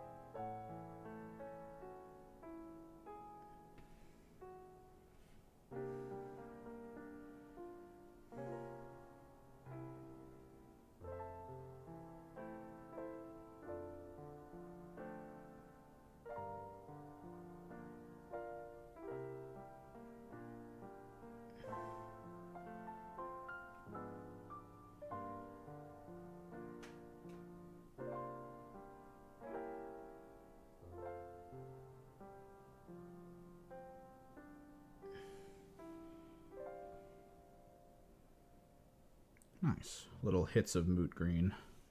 Not overwhelming, but enough to make you look at it and go, there's something going on there. And then the alternative, Wild Rider. I love Wild Rider just because it's like between orange and red. It's like that perfect middle ground.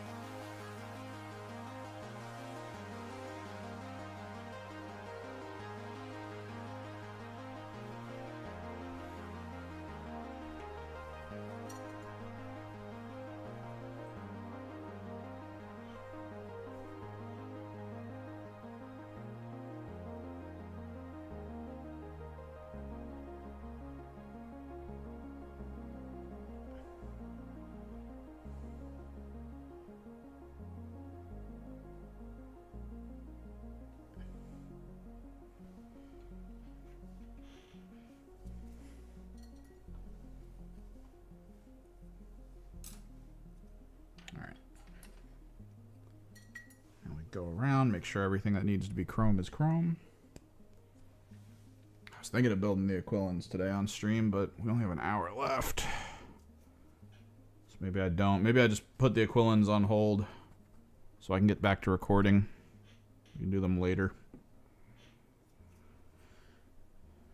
Get some chrome down. I know there's some components I do need to spot, but we're basically going to spot check every single one of these Vespid. I'll put a little chrome on this and go, alright, that toe, not great. Boom. This toe, also not great. Boom.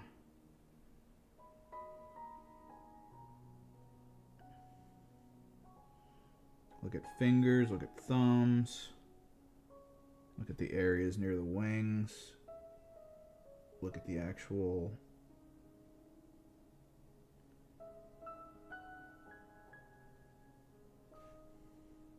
little wing connectors for the carapace.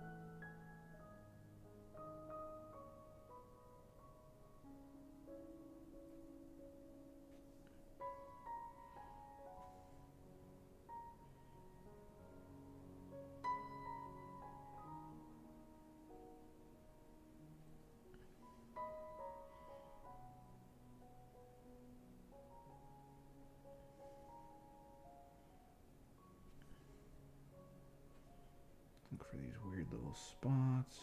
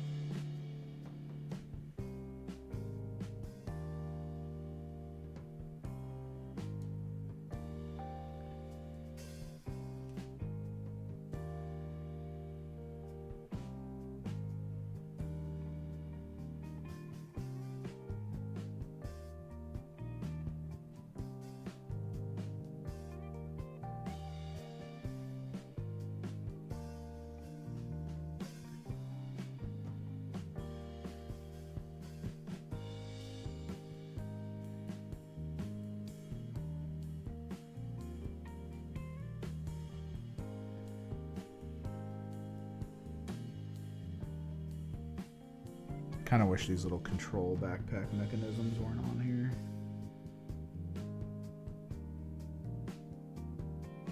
Be easier to just paint that part.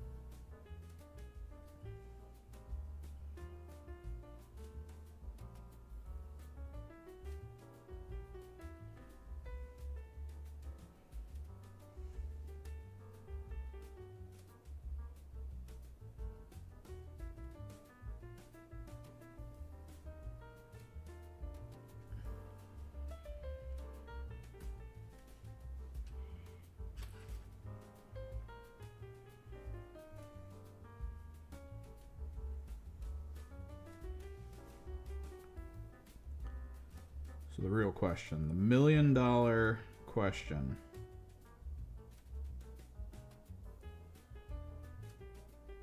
What color mica powder do we use?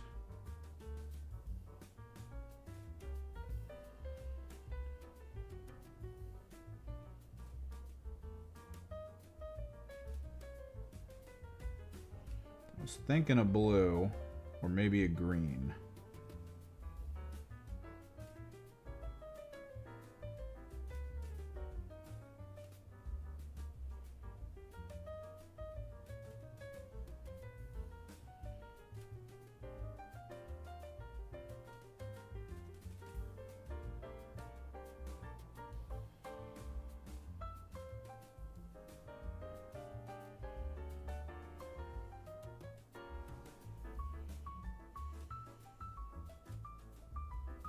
Whatever it is, I kind of want it to offset the wing colors. I don't want it to match.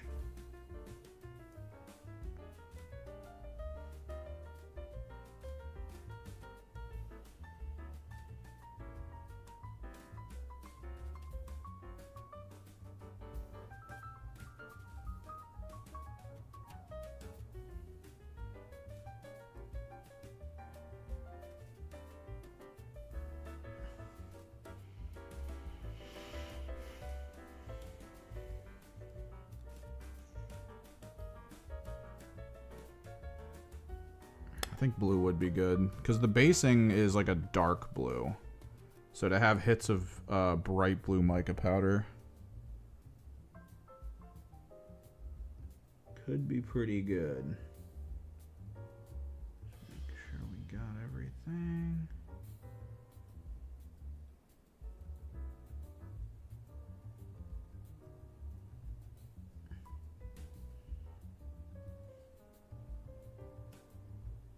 That's pretty good.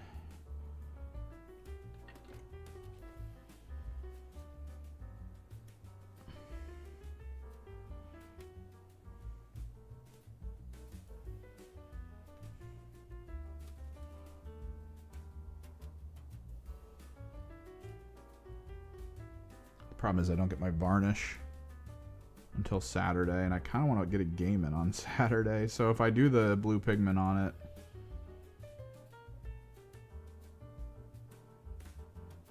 I might have to wait to take these guys with me.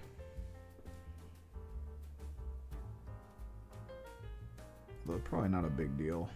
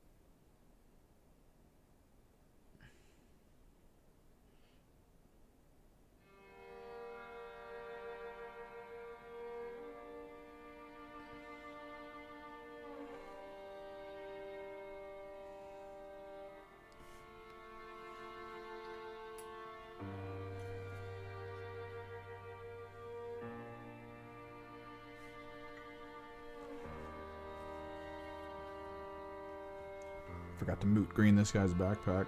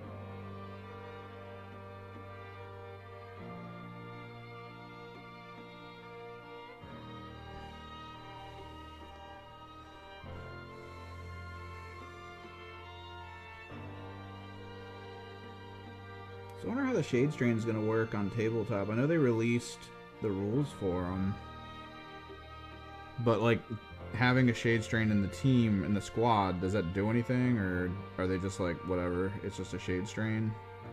You can use it for kill team, but it serves no purpose on a 40k table.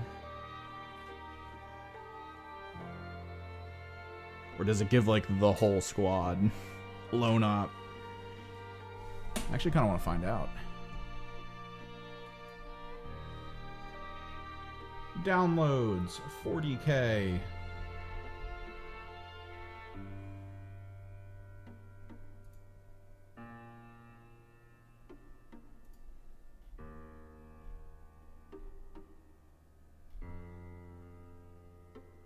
Oh, I wonder if did they? Oh no, there they are. Vespid Stingwings.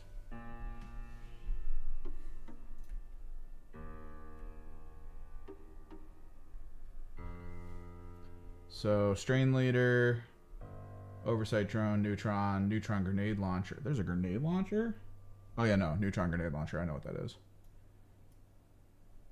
Rail Rifle, Tau Flamer, Oversight Drone. No Shade Strain. So yeah, you can take a Shade Strain, but it doesn't matter. Which means the Shade Strain isn't an upgrade sprue. Like, it's part of the sprue. I wonder if they're going to do a different sprue when they release it standard. That could be weird.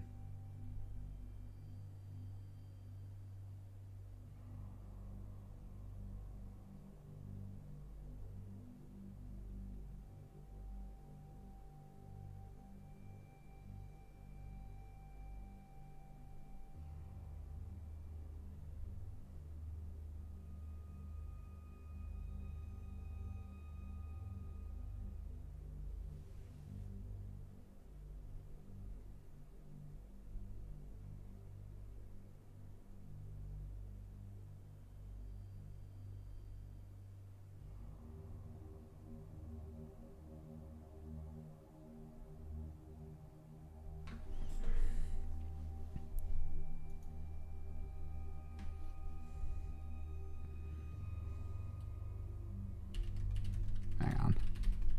It is straight up.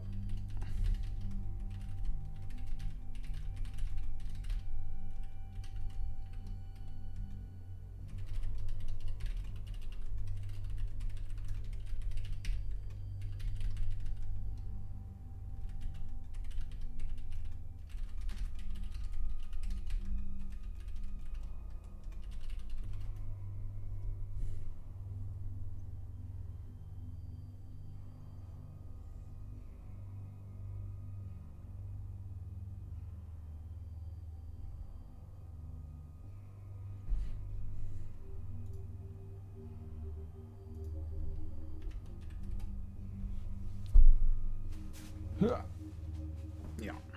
All right, 2 more guys. Make sure that the chrome is complete on. And then we can pigment it up.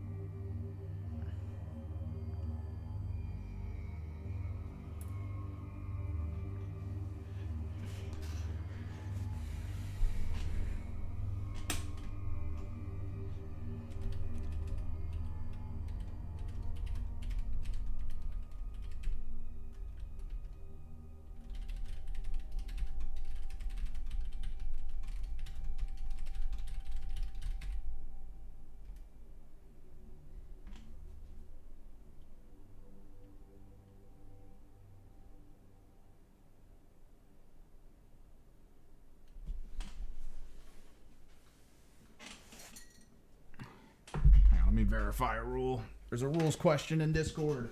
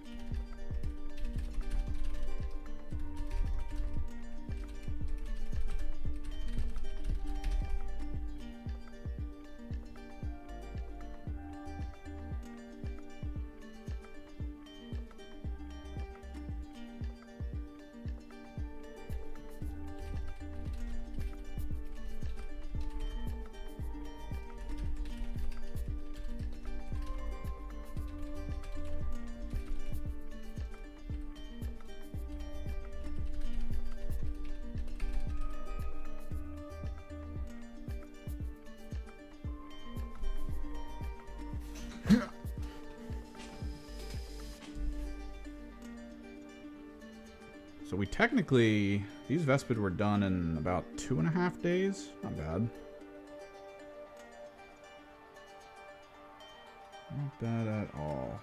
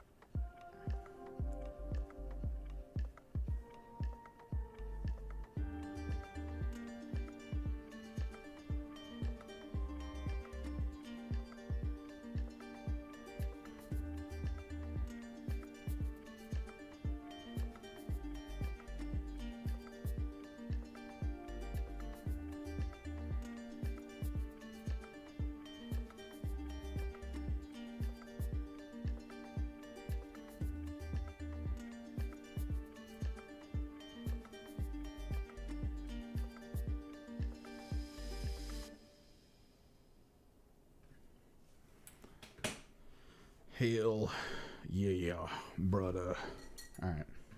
So I gotta figure out a brush to use for this next bit.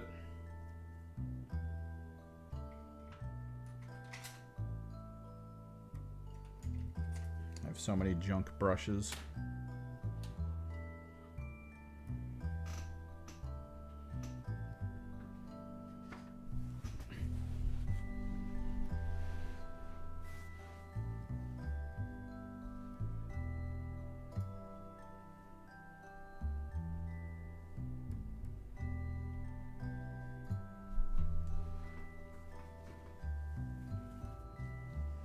So the mica powders we have access to. 12 total colors. We're thinking a blue, right? We're thinking blue. I'm trying to look through this to see if there is like a color that could also be good.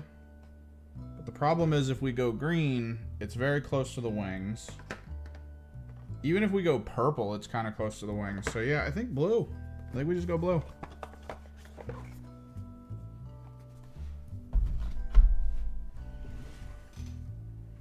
I hate using this. I need to clear stuff because if I don't, it's gonna get covered in frickin'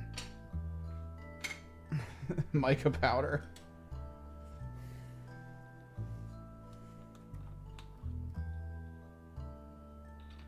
Frickin' mica powder.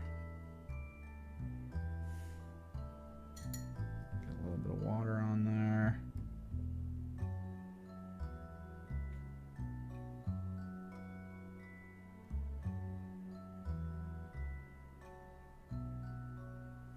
Ooh, that looks good.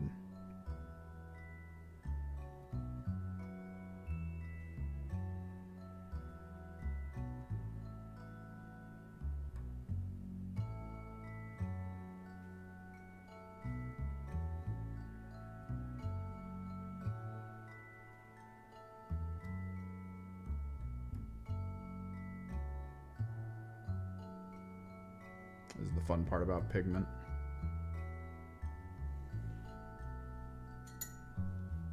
If used right, it really just looks like speckled dirt, which is pretty cool, in my humble opinion.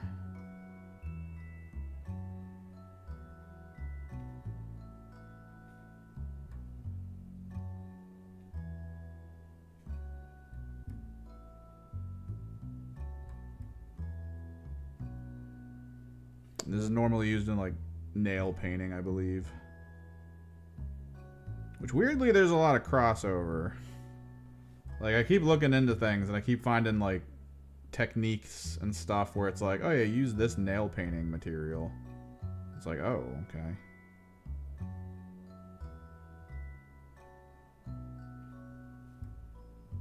Look at that. Look at it, chat. Look at it. Actually looks really nice.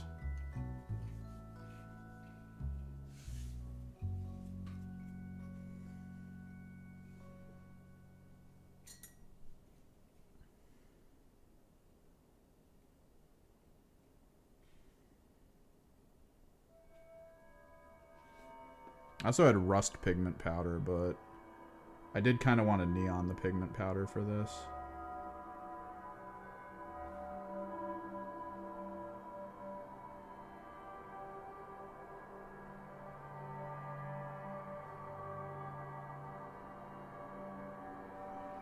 And we're applying this over top of crackle paste, so there's like a lot of surface break texture going on right now. It's making it lay kind of funny. Just exactly what I want.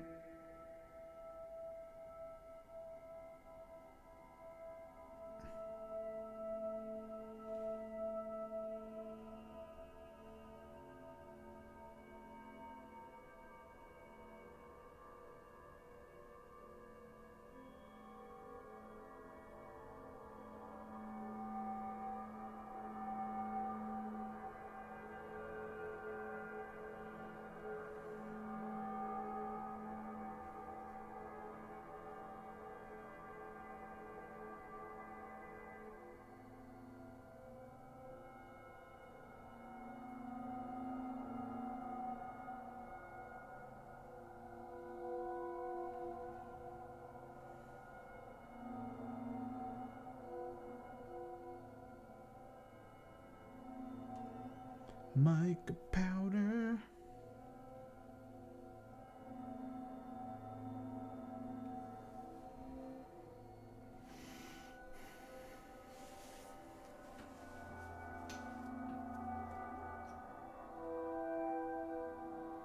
Oh. I almost dropped this guy. I went to move my hands and it got caught under his wing.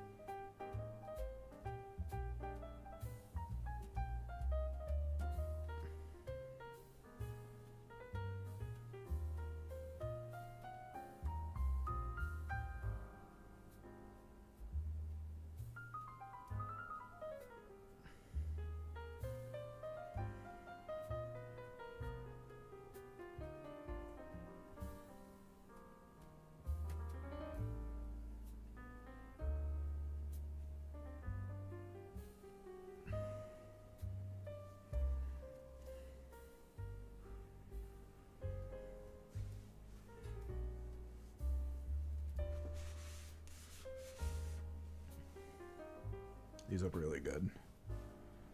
I'm actually really happy with them. Let me zoom this out a little.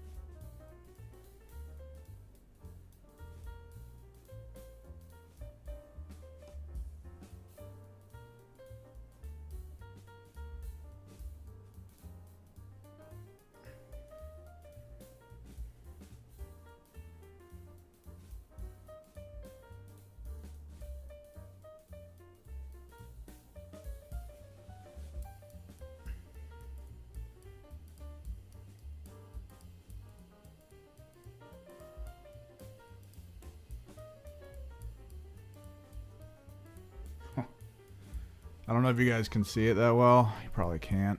Let me get the servo. Yeah, I don't think you can. Oh no, there. See at the bottom of his kneecap on the left, or yeah, the left-hand side, how it's blue? That's literally just the chrome reflecting the ground. What's up, Badger?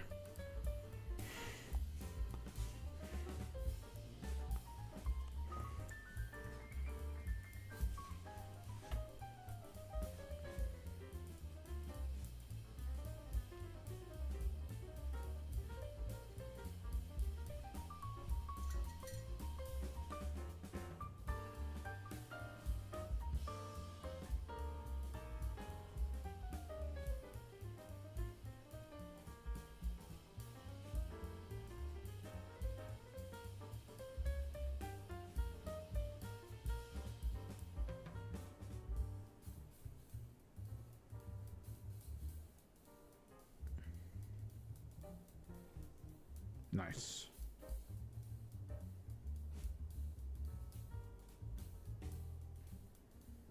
I was going to try to build Aquilons on stream today, but this took a little longer than expected, but we are pretty much done once this pigment's down and I get the base rims painted on.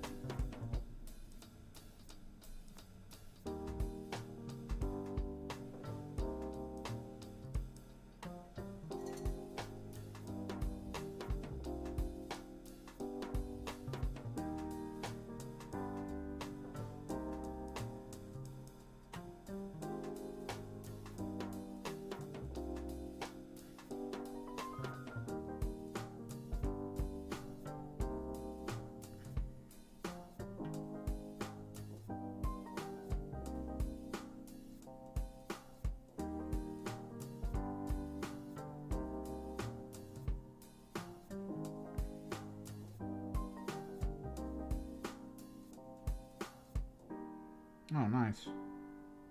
I mean, at least they get a terrain piece, I guess. I don't know, though. I keep hearing that terrain pieces are kind of like meh in the current iteration.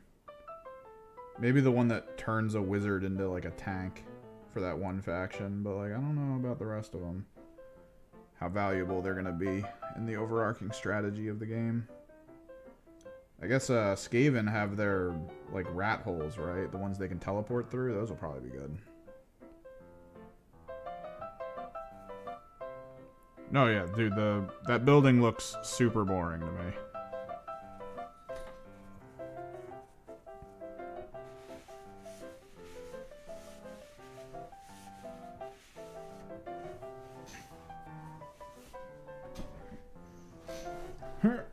Must skip.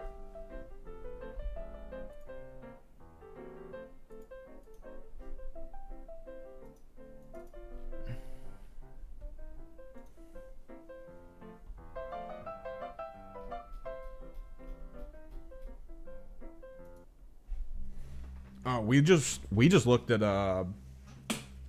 because we were wondering, since the whole Angels of Death are basically intercessors merged with Justian. So I was like, oh, I wonder if I could just buy a Justian box, like right now, easily off of Amazon. It's like $160.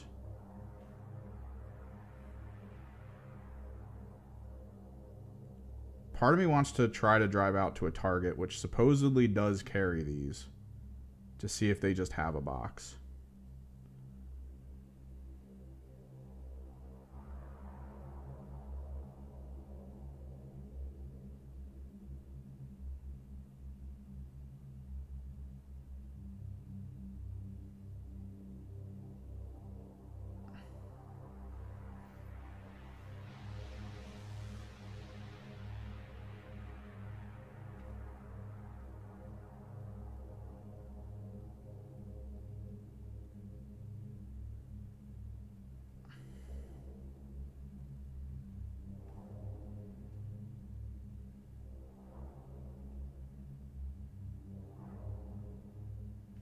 Yeah, there's really not like Tzeentch terrain.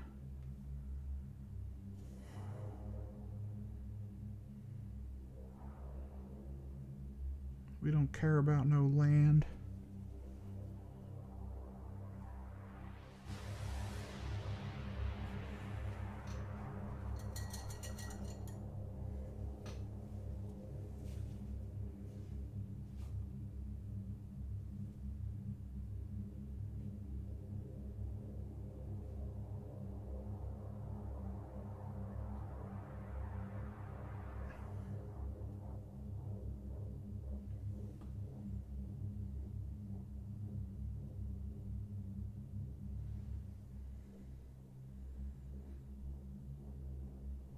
Yeah. I was looking around for Justian not that long ago, and I couldn't find any. But now seeing the Angels of Death, I was like, maybe. And I checked online, it was like $160, $170. It's like, nope. Maybe I can find it at a Target. Because I think they sell them for like $60 for the box at Target. Because technically my paint scheme for my Angels of Death is super simple. I could easily do it for the Justian Force as well. That way I could have everything. Could take it with me to a tournament, or not even a tournament, just like a casual game at the store, and just be like, who wants to play?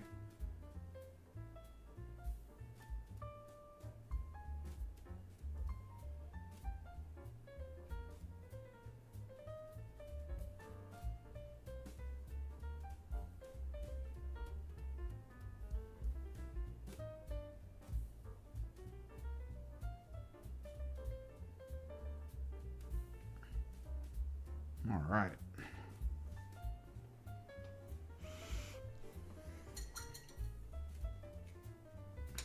Mica terrain. Complete.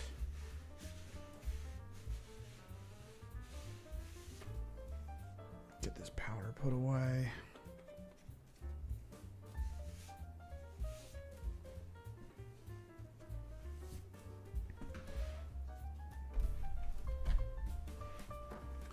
And then the true last step For anyone that builds models, they all know. Rings around the bases.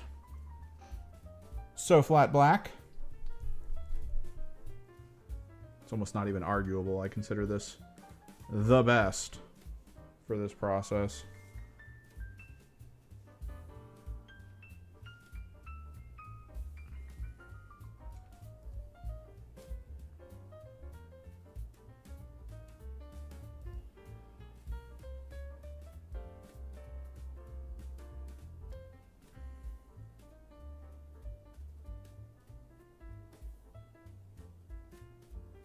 It dries super flat, no reflection.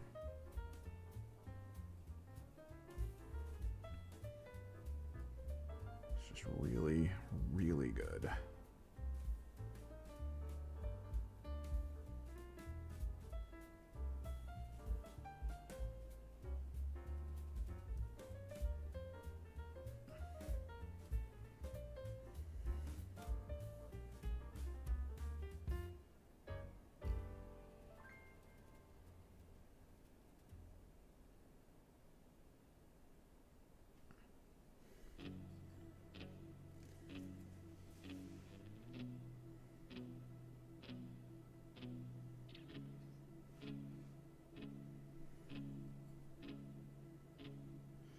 Heathen, painting your base rings brown. I don't really care. It's fine. Everyone has their own style. I just like the, specifically I like it because of the separation between the table and the model. Because sometimes when you're playing on a table surface, and the table surface is like the same color as the ring around the base, it just looks really weird.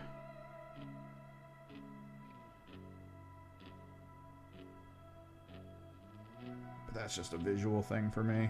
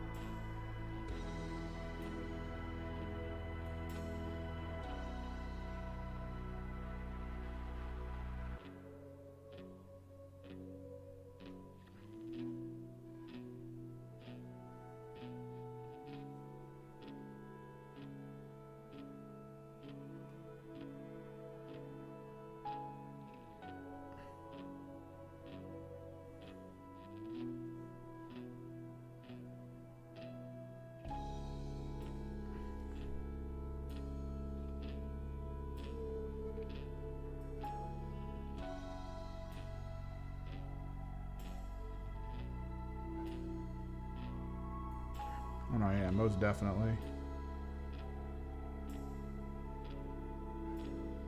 Certainly makes it pop with color.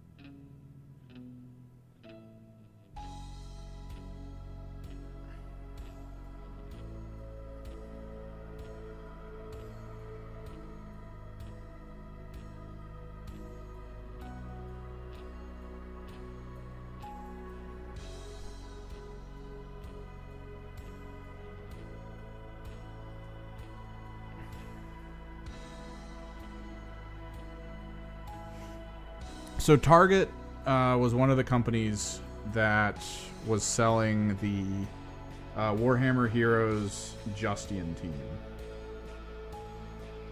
And I've seen people say they've purchased them from Target, but like I don't know if Target still has them, because Target tends to liquidate the Warhammer stuff they get in after like a week. Like the Titus board game that they got, $12. Like most Targets put it to $12 just to get it out of there. And then almost immediately after, Games Workshop like released the Titus board game as the Space Marine board game and sold it in their own storefronts for like $40.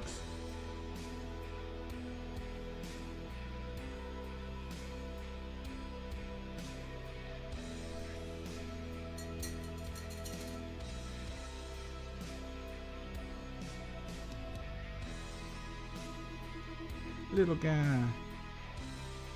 Sadly, not a real workhorse for the team. This unit will be really good, though, in the maps where you don't have to spend any action points to do missions. Although I feel like you have to defend him. He is kind of the bonus commune points. So he's sort of like, let me put him in this corner and just hide him here kind of situation. But yeah, if Target has Justine, it's probably going to be like a $60 or $80 purchase for the whole box, is my guess. But like right now on Amazon, people are trying to sell it for like $160 because it is rare, and Angels of Death involve it. It's mostly rare because whoever the hell Games Workshop uses for like weird overseas releases just doesn't like do their job.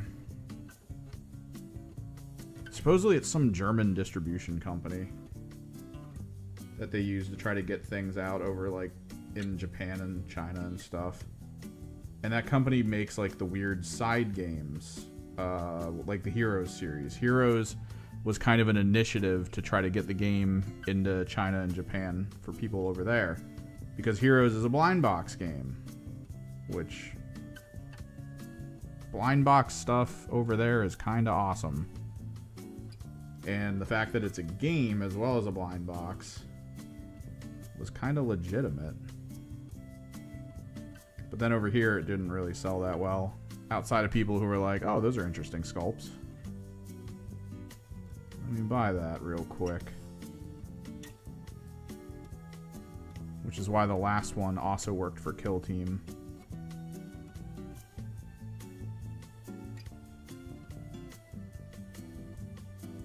But like that last one was supposed to come out at a very specific year. To the point where I went into my local store and I was like, hey, can I get this? And they were like, it's on our list that we tried to purchase, but we don't know if we're going to get it because it's from, you know, that distributor. I was like, oh, man. And then, yeah, they never got it. They never got their shipments. Not only that, but the shipments never got here for the release date that was claimed. They got here like a year after. It was crazy.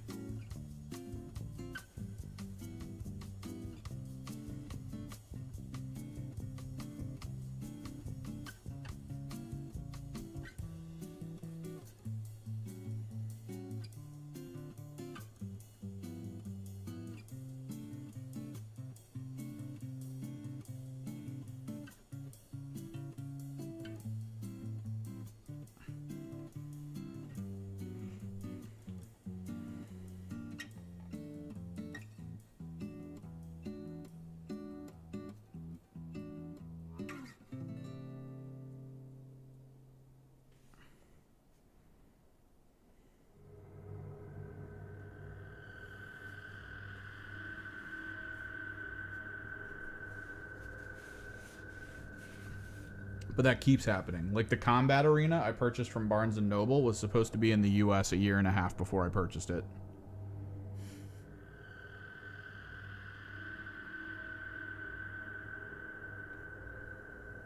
It's just the German company just does not get it to the US. Like when they say they're going to. It's so weird. I hate it.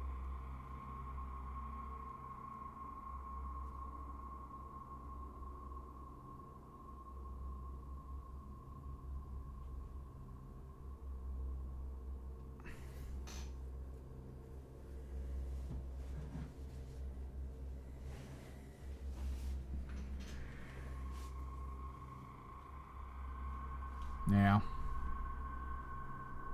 Skip.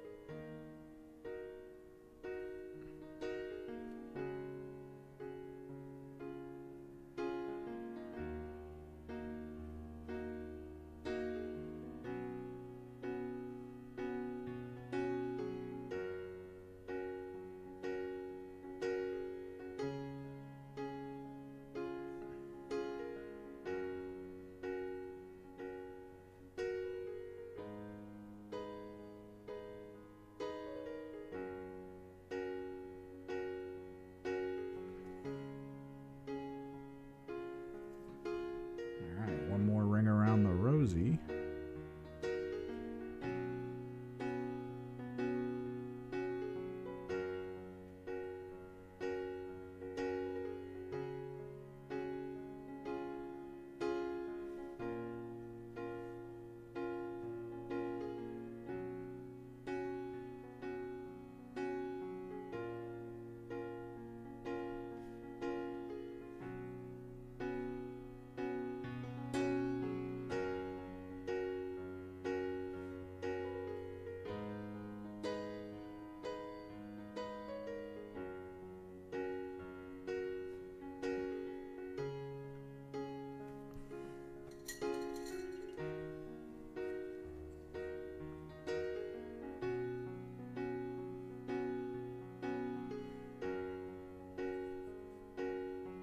I feel like I'm going to have to do it again after I varnish.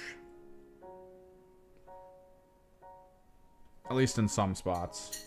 Because the blue mica is going to come off until I varnish. And that won't be till Saturday. Actually, I have a little bit of varnish left. I might try to varnish these guys today. That way I can just have them. The terrain won't be varnished, but these guys should be. So, you guys know me. You see bright colors, and you're probably thinking, oh yeah, those are blacklight reactive. Yeah, they are. BRB.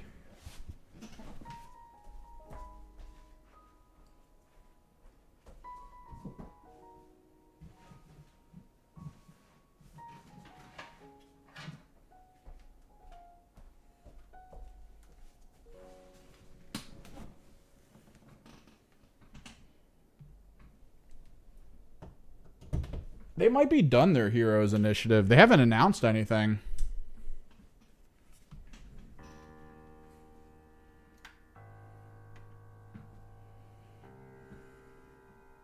Who do I want to grab?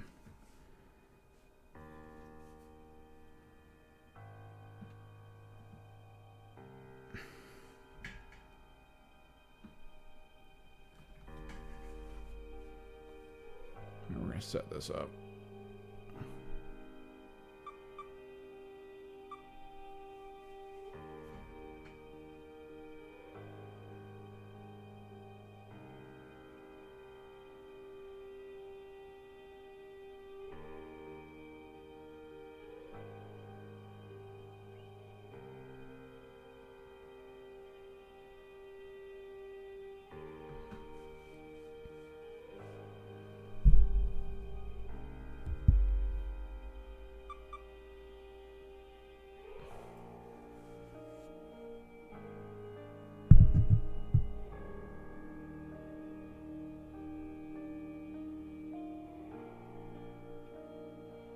Cool as the mica powder is a little reactive too. I like that.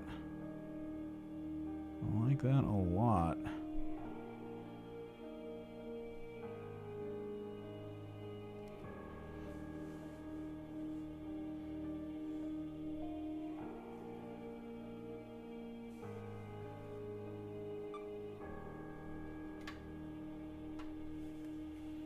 But yeah.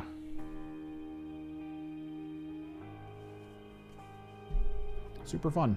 Vespid's complete. I'm gonna go varnish them. with whatever varnish I have left. Hopefully there's enough. Vespid complete, terrain complete. I'd have to put the Aquilons together. I really want to get recording though. So the Aquilons are probably gonna go on a backlog hold because I don't really plan on. No, I don't really plan on using them. They look cool. They got the cool little servo guy. I love that.